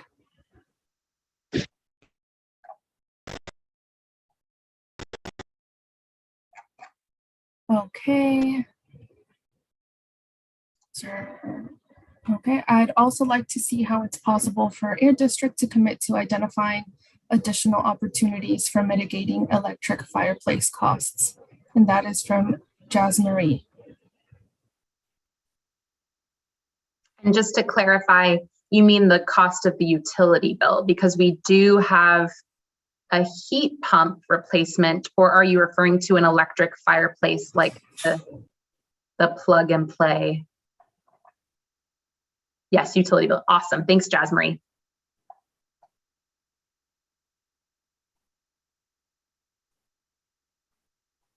And Laura, I can just maybe, while folks are kind of thinking, I have a couple, I've been nodding vigorously. Some folks brought up some really great points. Elaine, who is one of our co-leads, who I know is about to be on leave, but I'm certain has passed along a lot of great insight and information, talking about air purifiers for folks who use this program. I think that's a really good point. And I know that some folks kind of shared that same view. I'd also like to, I think Ned Leba said something similar, but in his case is talking more about a monitor so they can avoid exposure. And then I did see a note for Kevin, but maybe he was referring to the same thing that Jas Marie was saying. I want to clarify, there is incentive for electric, but his point might be a little more along the lines of utility bills. So I think that's great. Good insight. Just for helping facilitate that conversation. I do see Jonathan's hand up. Yeah, I mean, when we got it'd be great. Heck, one thing I would love to see, this is Jonathan, sorry. One thing I would like to see is if we placed a monitor and gave a before and after, placing it, allowing someone to put it right now, and then during the time in the winter time, still seeing if they still have wood fireplace, and then get a couple of months to capture some data, and then from there, being able to then see them switch it up and comparing that. I think that would be transformative. I think that would be probably one of the biggest. It could easily be a research project. I think that would be a really good idea. It won't take a lot. Really, there's no issues in regards to that. I don't think there would be any gaps. It just could be an idea. I'm just saying, because I know this could take some time. I don't want to lose that. I wish we did it ahead of time, but it's just an idea. And also, Elaine brings up a very good point. Those with wood burning stove or wood burning fireplaces, their indoor air quality is probably bad. Okay, their indoor air quality is very bad. Insulation is probably very bad. Old house, I'm assuming, but technically, looking at the odds, it's probably very high that their indoor air quality is at risk. Let's kill two birds, one stone, and see if there's a way to do air purifier. That could be a really cool incentive. Now, go ahead. I was just going to say, I think we're hoping to do, and the indoor air team has been really on top of it. And something that we want to push forward is giving purifiers to as many residents as possible. So I think that's a really good point.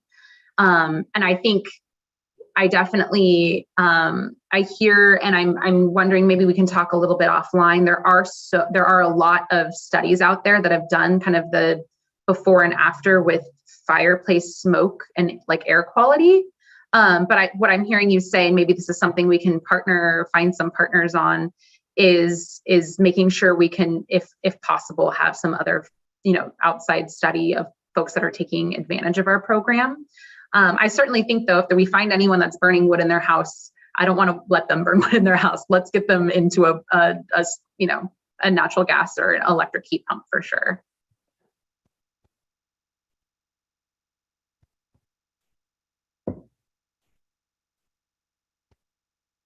I see Everett.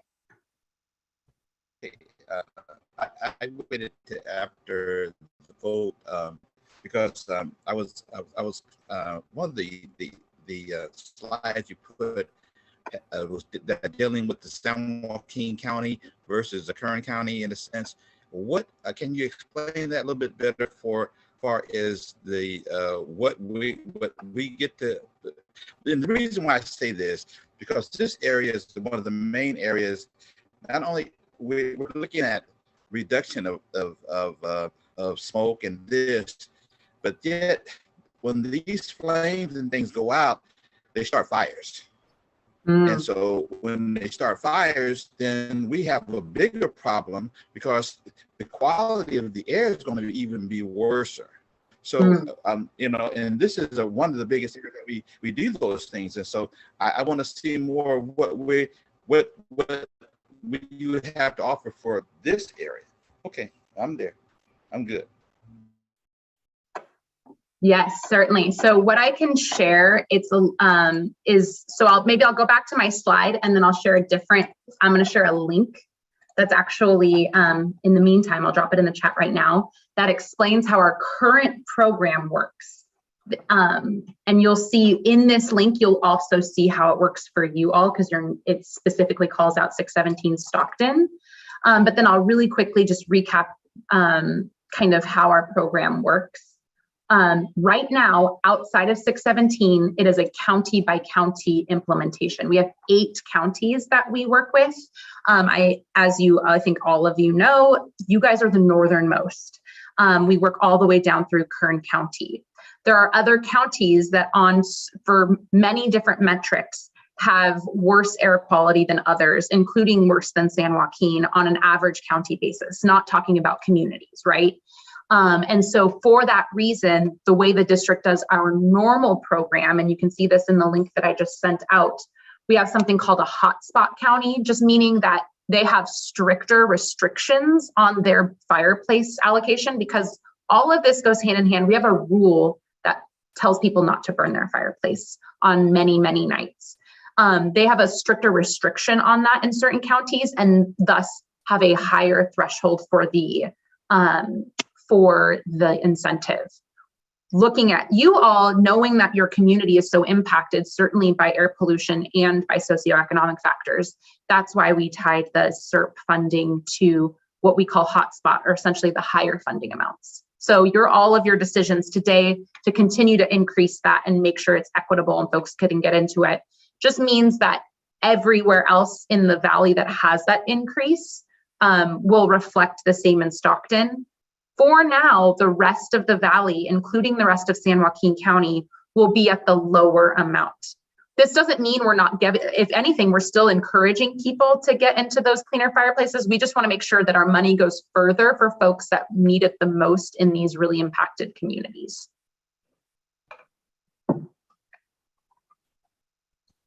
Jess, and there is a question from Doug, and he's asking that he doesn't understand Jonathan's suggestion.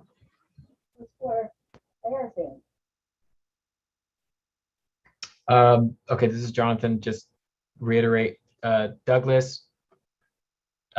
Usually we would like to sort of see a pre and post. Does it work? How much does it work? And tailoring it to Stockton. Now there are general studies that show this. I was just saying it would be cool to sort of see one tailored for Stockton. One that says Stockton, someone who lives in Stockton has a fireplace or wood fireplace. Compare that, if they compare it, and then once they switch it up, compare that once they're using it over again, see if there's a change in indoor air quality. Hope that makes sense.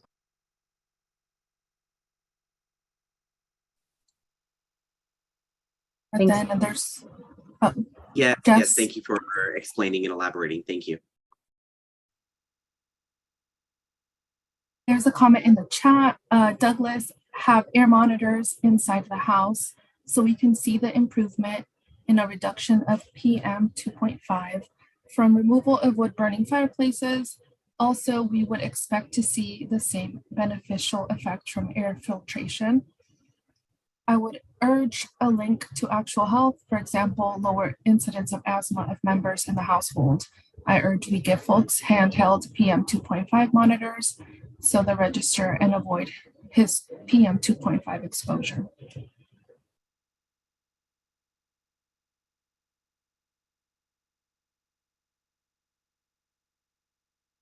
You all. So summarizing, just if there's no other slides on your end. No. All right. Summarizing that CSC approved with majority vote yes to move $115,000 from Serp funds to residential wood burning fireplaces. Yes, and just to let you all know that with that, we will be taking that to our board on next Thursday, and we'll let you all know when that is. This is along with all of those other changes valley-wide. So we're excited and definitely thank you all for the engagement. Really appreciate it.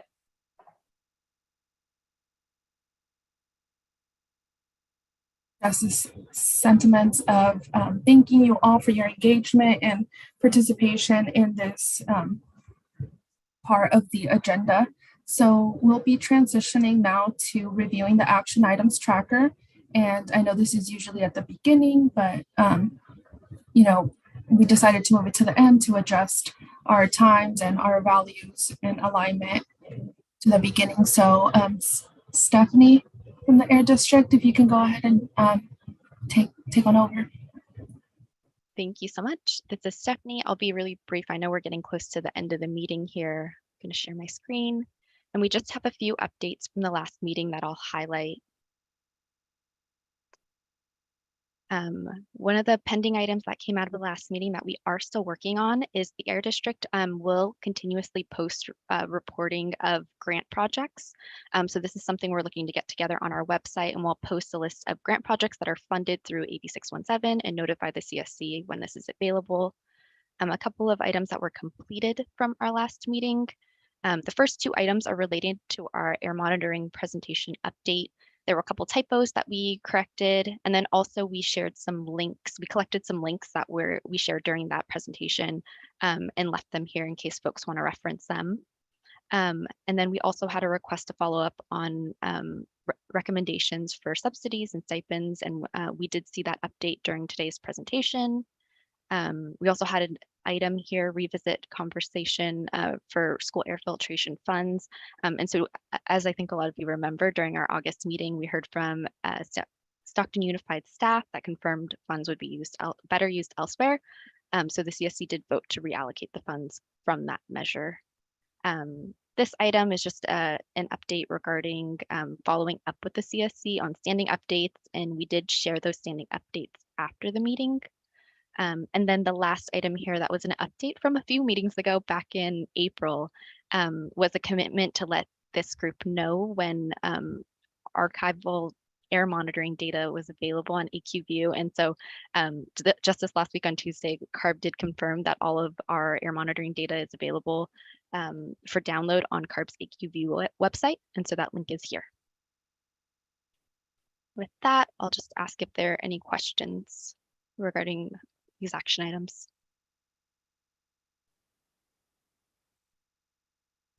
a fast update, feel free to pop anything into the chat if you think of it. And with that, I'll pass it back to Laura.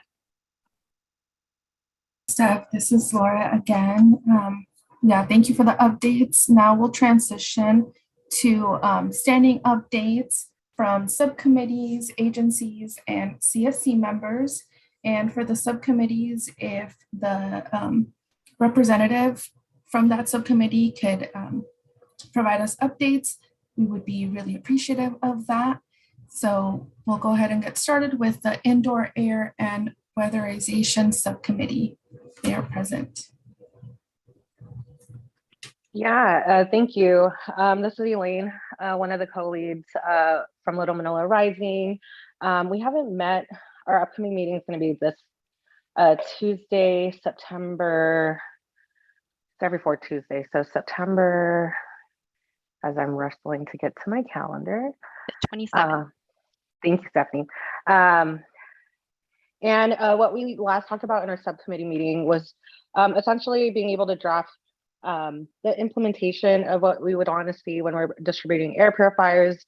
Essentially, 60% of the funding would go towards a more targeted outreach for air purifiers, while 40% of that funding will be for first come, first serve.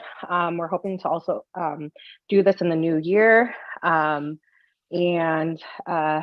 potentially be able to offer funding for community-based organizations who will be doing outreach on the ground and be able to support in that outreach.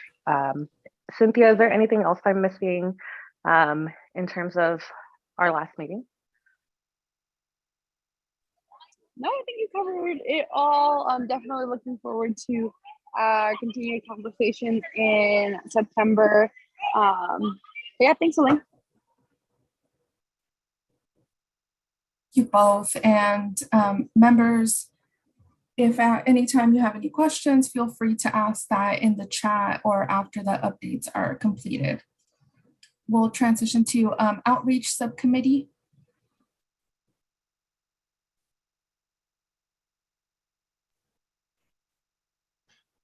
Yeah, I could do it. This is Jonathan Pruitt. Our next subcommittee meeting won't be happening this month. Just the reason why is because we are pretty much having to wait onto the incentive programs. There's nothing really to outreach except just general information, but we know people get more motivated if there are monies available. So we've been holding off on that. But we are still underway with the mini grant program that's still been available for people to utilize. There have been a few organizations that have looked into that. The next one is on Friday, October 14th at 2 p.m. And that's it. We're slowly but surely getting more folks involved in the outreach subcommittee. Thank you, Jonathan. Moving on to HAB Subcommittee. HABs. Sure which, if y'all go by HABs or HAB. Yeah, HABs, short for harmful algal blooms. Sorry. Yeah, we met last month on the harmful algal blooms, and it was a meeting pertained towards the work that UNC is doing with their air monitors in the Stockton area, and she was able to give a standing update on what's going on in UN, or like what's going on with the data there, how the monitors are being used, and kind of like the different types of ways that the blooms can make their way into the air. So I don't currently have a HABs meeting scheduled for this month yet. Still debating whether or not it makes sense to do it at the end of this month or the beginning of next, because we're getting pretty close to wrapping up our testing for harmful algal blooms in this month. So as soon as October comes around, I'll be working more on the data side of things, and I should have a clearer picture of, well, it's not already clear enough, but the picture will be complete is essentially where I'm trying to go with it. So I'm hoping that the updates in the subcommittee are helpful, and yeah, we'll try to get something scheduled soon. Thanks. Thank you, Spencer. Moving on to HD Trucks and Trucks Subcommittee. This is Jessica. So actually, regulatory enforcement and the truck subcommittee, both of those co-leads. Nate's here right now.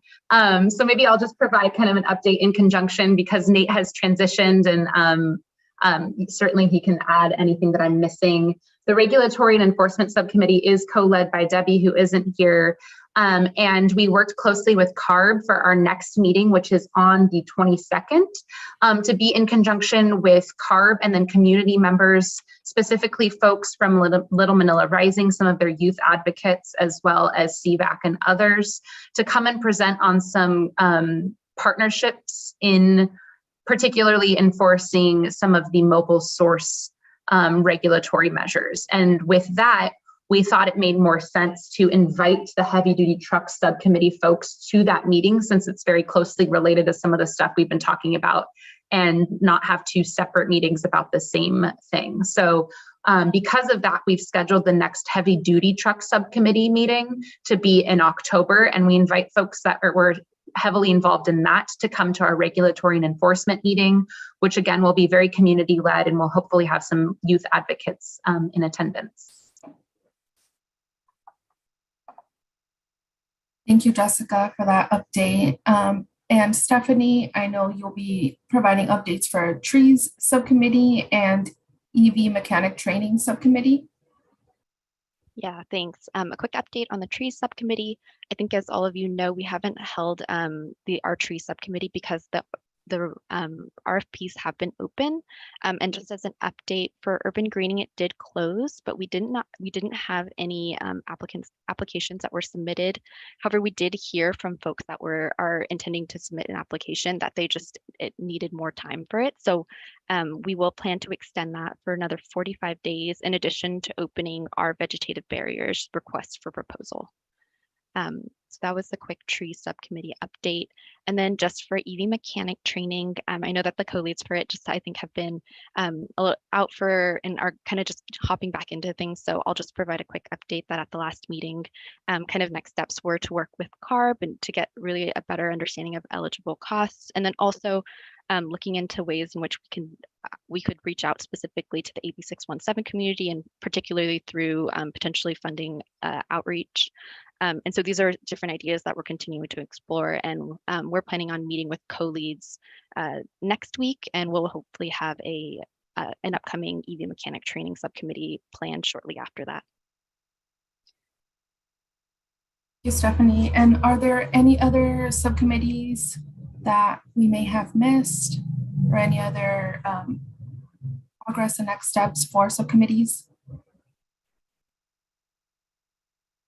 Okay, we'll transition to agencies. CARB, I know I saw Scott's flyer. Do you want to touch a little bit on that, Scott? Sure, yeah, this is just, I guess, my last opportunity to chat with the folks here about an opportunity that we have actually coming up that's been really spearheaded by several of the members of this community steering committee, but it's an opportunity that's really open widely to the Stockton area folks. And it's a California Environmental Quality Act series of workshops. So I went ahead and I know that the district did already distribute this out to you all, but I wanted to take this one last opportunity to pitch this. In the words of Mary Elizabeth, this is the pitch. The California Environmental Quality Act requires decision makers to listen to community input and take your concerns into account when making decisions that could adversely affect the environment. Community members advocating in greater numbers can directly influence positive outcomes. If you've wanted to get involved but weren't sure how, this meeting series will start you on your empowered journey. And so while this is kind of a little bit aligned with the AB617 goals of reducing emissions and kind of creating healthier environments, this is a separate effort outside of AB617 that we are partnering with a law firm of Shute, Mahoney, and Weinberger to produce a 3-part series workshop. Would encourage you to check out the email or the link that I just sent there, and there is a registration process or registration link for you to actually sign up in advance for the workshops. And we, I know that Mary Elizabeth, Jonathan, we would all love to see you kind of fill this thing up and make it robust, it will be very, very centralized and focused on Stockton. So that's all I have for today. And I hope to see as many of you there as possible. And please feel free to share that flyer again, widely with other folks. It's not limited to the folks in the room here. So that's all I have today. Thank you so much. Thank you, Scott. Everett, it looks like there's a question. Yes, I just wanted to know, was it, would that be hybrid or would that be Zoom? It's a great question. Thank you for asking. It's going to be a Zoom meeting. Our primary presenters actually are from the Bay Area, but it will be a Zoom platform meeting. Thank you. I'll pass it off to the district for their annual report update. And thank you, Jonathan, for elevating that question in the chat. So yes, we are it's that time of year, which is crazy. So we are hoping to post for you all shortly an annual report, which is something that we actually have to present to our board and then to CARB's board, which is a report out of everything we've done this past year. We'd like your feedback on it, and we'd like to save some time during the next meeting, during the agenda, to discuss any of your feedback out loud and take that feedback in and adjust the annual report as necessary. So we will be sending out an email. We just wanted to let you know verbally right now that that's coming down the pipe, and we look forward to your input. Last year we had an annual report, but it was really short because we had adopted the Serp, or CARB rather had approved the Serp a couple of days before we published the report. So not a lot to report out on, certainly much different at this point. So we really look forward to that. And I think we also have an additional update maybe from Stephanie about some other district updates on some process things. Yeah, thanks, Jess. And just a couple of updates. I think you all got the email about it, but we are going, and I think maybe it was clear during our process of kind of going through the folks we have on our roster, that our roster is a little out of date. We know in the last few weeks, and it's happening all over the place, kind of across the communities, that, you know, folks are retiring, they're changing organizations, and all of this. So we just kind of wanted to go through and make sure that our records were up to date, and we can ensure really that, you know, that we have a list of the folks that are really engaged and committed to this process, and also that we're up to date on you know, how you're wanting to receive meeting information and all of that. And so after this update, I'll pop this link, and it's just a Google form. It's really quick. And if you have any questions, you're welcome to give us a call, and we're happy to kind of just help walk you through that application as well. So I'll pop that number and link as well. And my second really quick update is that we are excited to share that CARB has approved our project plan for the car share program. And so this will allow us to leverage funds and resources with San Joaquin County in order to implement a car share program in our Stockton AB617 community. We're very excited about that. And I'm open to any questions in chat, or if you just want to verbalize them. But I know that also we have Chai here to give an air monitoring update as well. So if there are no questions, I'll pop it over to Chai. All right, thanks, Stephanie. Yeah, good evening, everyone. Yeah, just real very briefly here. We started volatile organic compound sampling at Hagen Museum just last Saturday. So that's in process. I'm excited to start seeing some data coming from there, but it'll take a little bit longer time since we're gonna have to send that data to the lab. And as far as implementation at the Edible Schoolyard project, we've got the quote ready for that. Edible schoolyards, they're okay with the location and the operation of the air monitor there. So our last step here is getting approval from Port of Stockton, and just wanted to thank Jeff Wingfield for, I know he's been very responsive to that and trying to get that through, so appreciate that, Jeff. Also, the other locations, Conway Homes and Kipp School, in that particular location, Conway Homes looks like it's going to be out at this point. We just got information from the Housing Authority Executive Director that they've leased that property out to someone else. So that's also, we're hoping, waiting for a Kipp School for some response. And again, just wanted to thank Jonathan for helping us connect and push through it. it's still a little bit challenging here, but hopefully we can get some response soon for that. And then the only other location that's left is Taft Community Center. And again, they're going to draft up some board item and take that to the board. So a couple of months ago, we were talking about it. They're saying that projecting for October. So hopefully we'll see. We're getting pretty close to that. So we'll see how that's going. But that's pretty much it for the updates.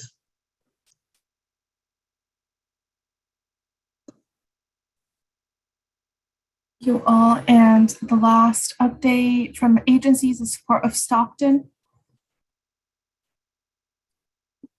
All right, thank you guys. A few updates. Yes, Jay, there was a little legal hang up on subleases and stuff that I don't understand, but and our attorney was gone on vacation, so he's back and we're pushing, and I think we'll have a solution in the next day or so. So that's good news.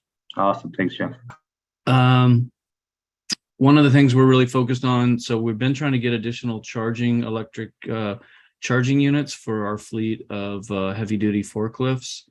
We tried to get chargers from the last CEC, the California Energy Commission. They have an Energize grant opportunity.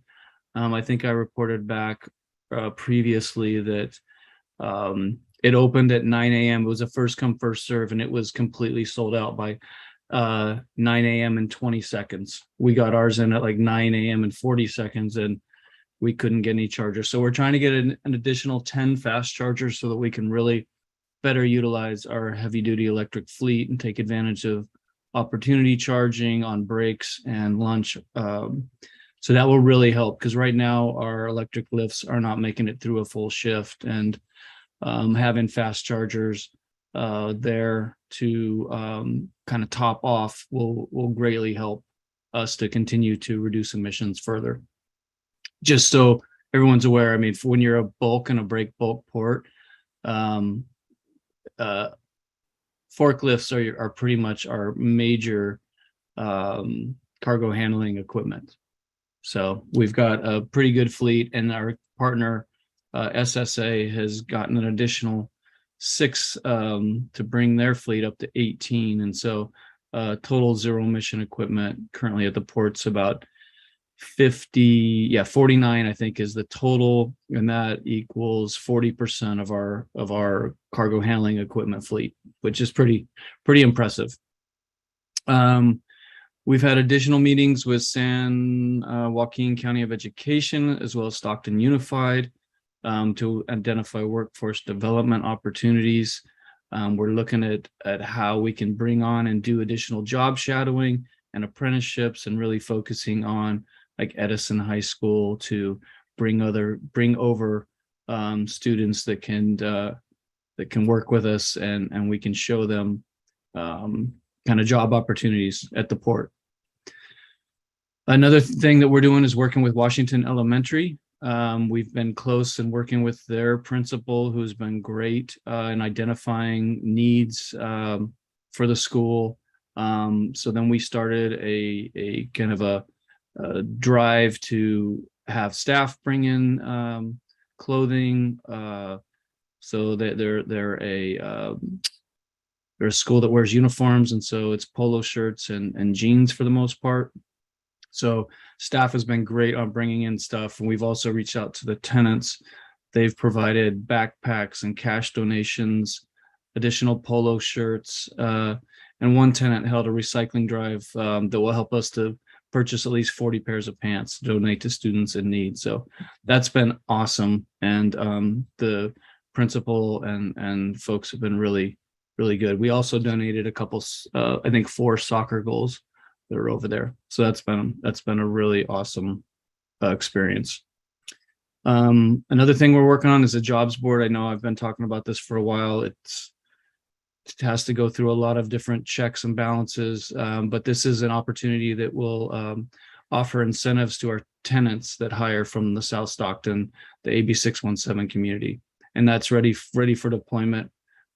Should be rolling out in the next couple of weeks. And what we'll do is offer $1,000 rent credit to any tenant that hires a resident within the AB617 community. And then the only other thing I had was the air monitor at Boggs Track, which I just gave an update on. So any questions, I'm happy to take.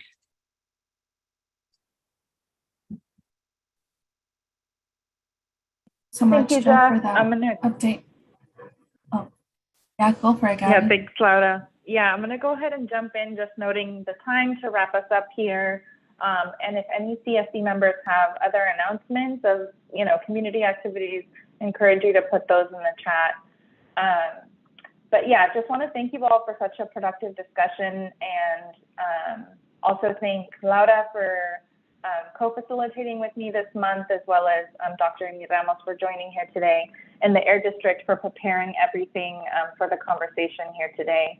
So I'm going to walk us through our action items for this month, and just if you can give me a nod if you see my screen at this moment. Perfect. So the different action items we've tracked include that the CSC voted to move the 115,000 Serp funds to the wood burning incentive. In addition, the AD is going to present this amendment to their board, and they're going to share any updates with the CSC.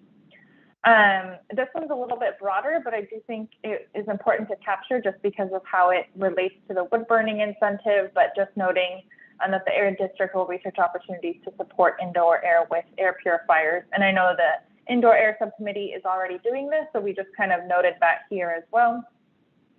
The Air District is also going to be updating their roster, and so this kind of relates. So CSC members will be completing their renewal application in support of this. So if you haven't already had a chance to fill that out, please make sure to do so. The Air District is going to follow up to offer any help that you need if you haven't received the form by the end of this week. So again, the form helps to verify contact information, including your address, phone number, email, etc., and it helps to confirm which folks want to continue being part of the CSC process. So if you need any help or questions, you can always contact them at their email or phone number, which we can drop in the chat in just a second. So that is it for general closing remarks. In addition, just reminding you that because this month had kind of a weird start, I think the first day of the month was Thursday. So our CSC meeting actually happens the second week of the month.